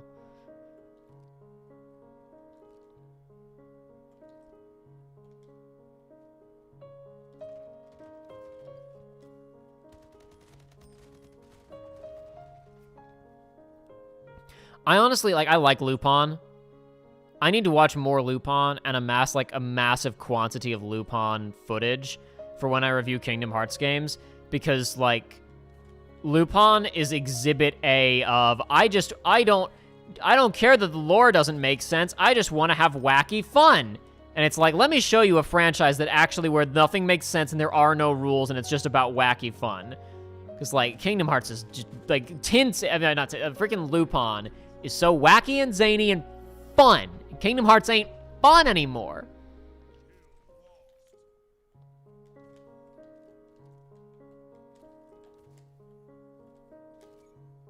Uncovered Jacob lore. Have I not said that I lived in Montreal before? I feel like I've mentioned that before, but who knows? And I guess somebody could have missed it easily, you know. I'm not getting in that hellhole. Oh, maybe I am. Maybe I am getting in that hellhole. Damn it, there were 2 guys left. I thought there was only the 1. Yeah, a lot of Series 2 of Lupin is on YouTube for free, actually. That's how I've consumed most of Series 2 of Lupin is on YouTube. Damn it. Close to winning that one. Didn't happen, though.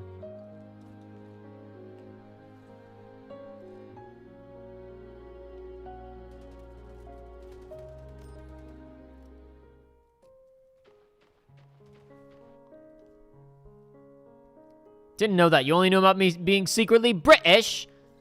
You knew about my secret British identity as an international man of mystery, eh? You knew that about me, did you? Alrighty. I think we probably need to wrap up here.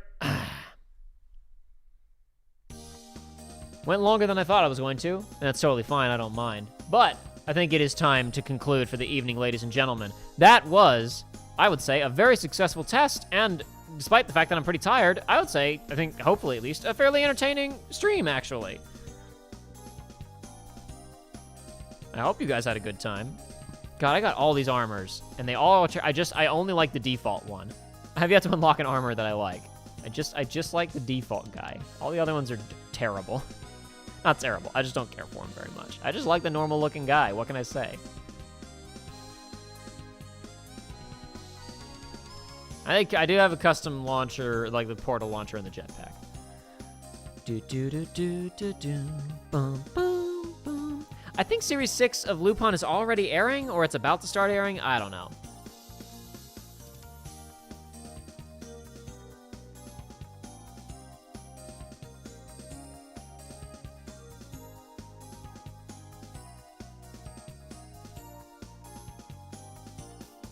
Yeah, this all went pretty well, I would say. Successful stream, everybody, but it's late in the eventide. I have work tomorrow. I think that was very successful. Very smooth performance from the stream. Seemed to have had no issues. You guys didn't comment on anything. Oh, that fanfic update was the one that we owed from last time. Here's today's. Hit us with the crossburn. We gotta wrap up. Research Jacob Bruns was a bold streamer. He readily staked his very best friend Joey Boom due to his numerous Sonic crimes. Meanwhile, so I I staked him as in killed him like a vampire would be killed over Sonic crimes. You know what? I think that's how Joey would want to go out. Killed for Sonic crimes. See you all next time, everybody.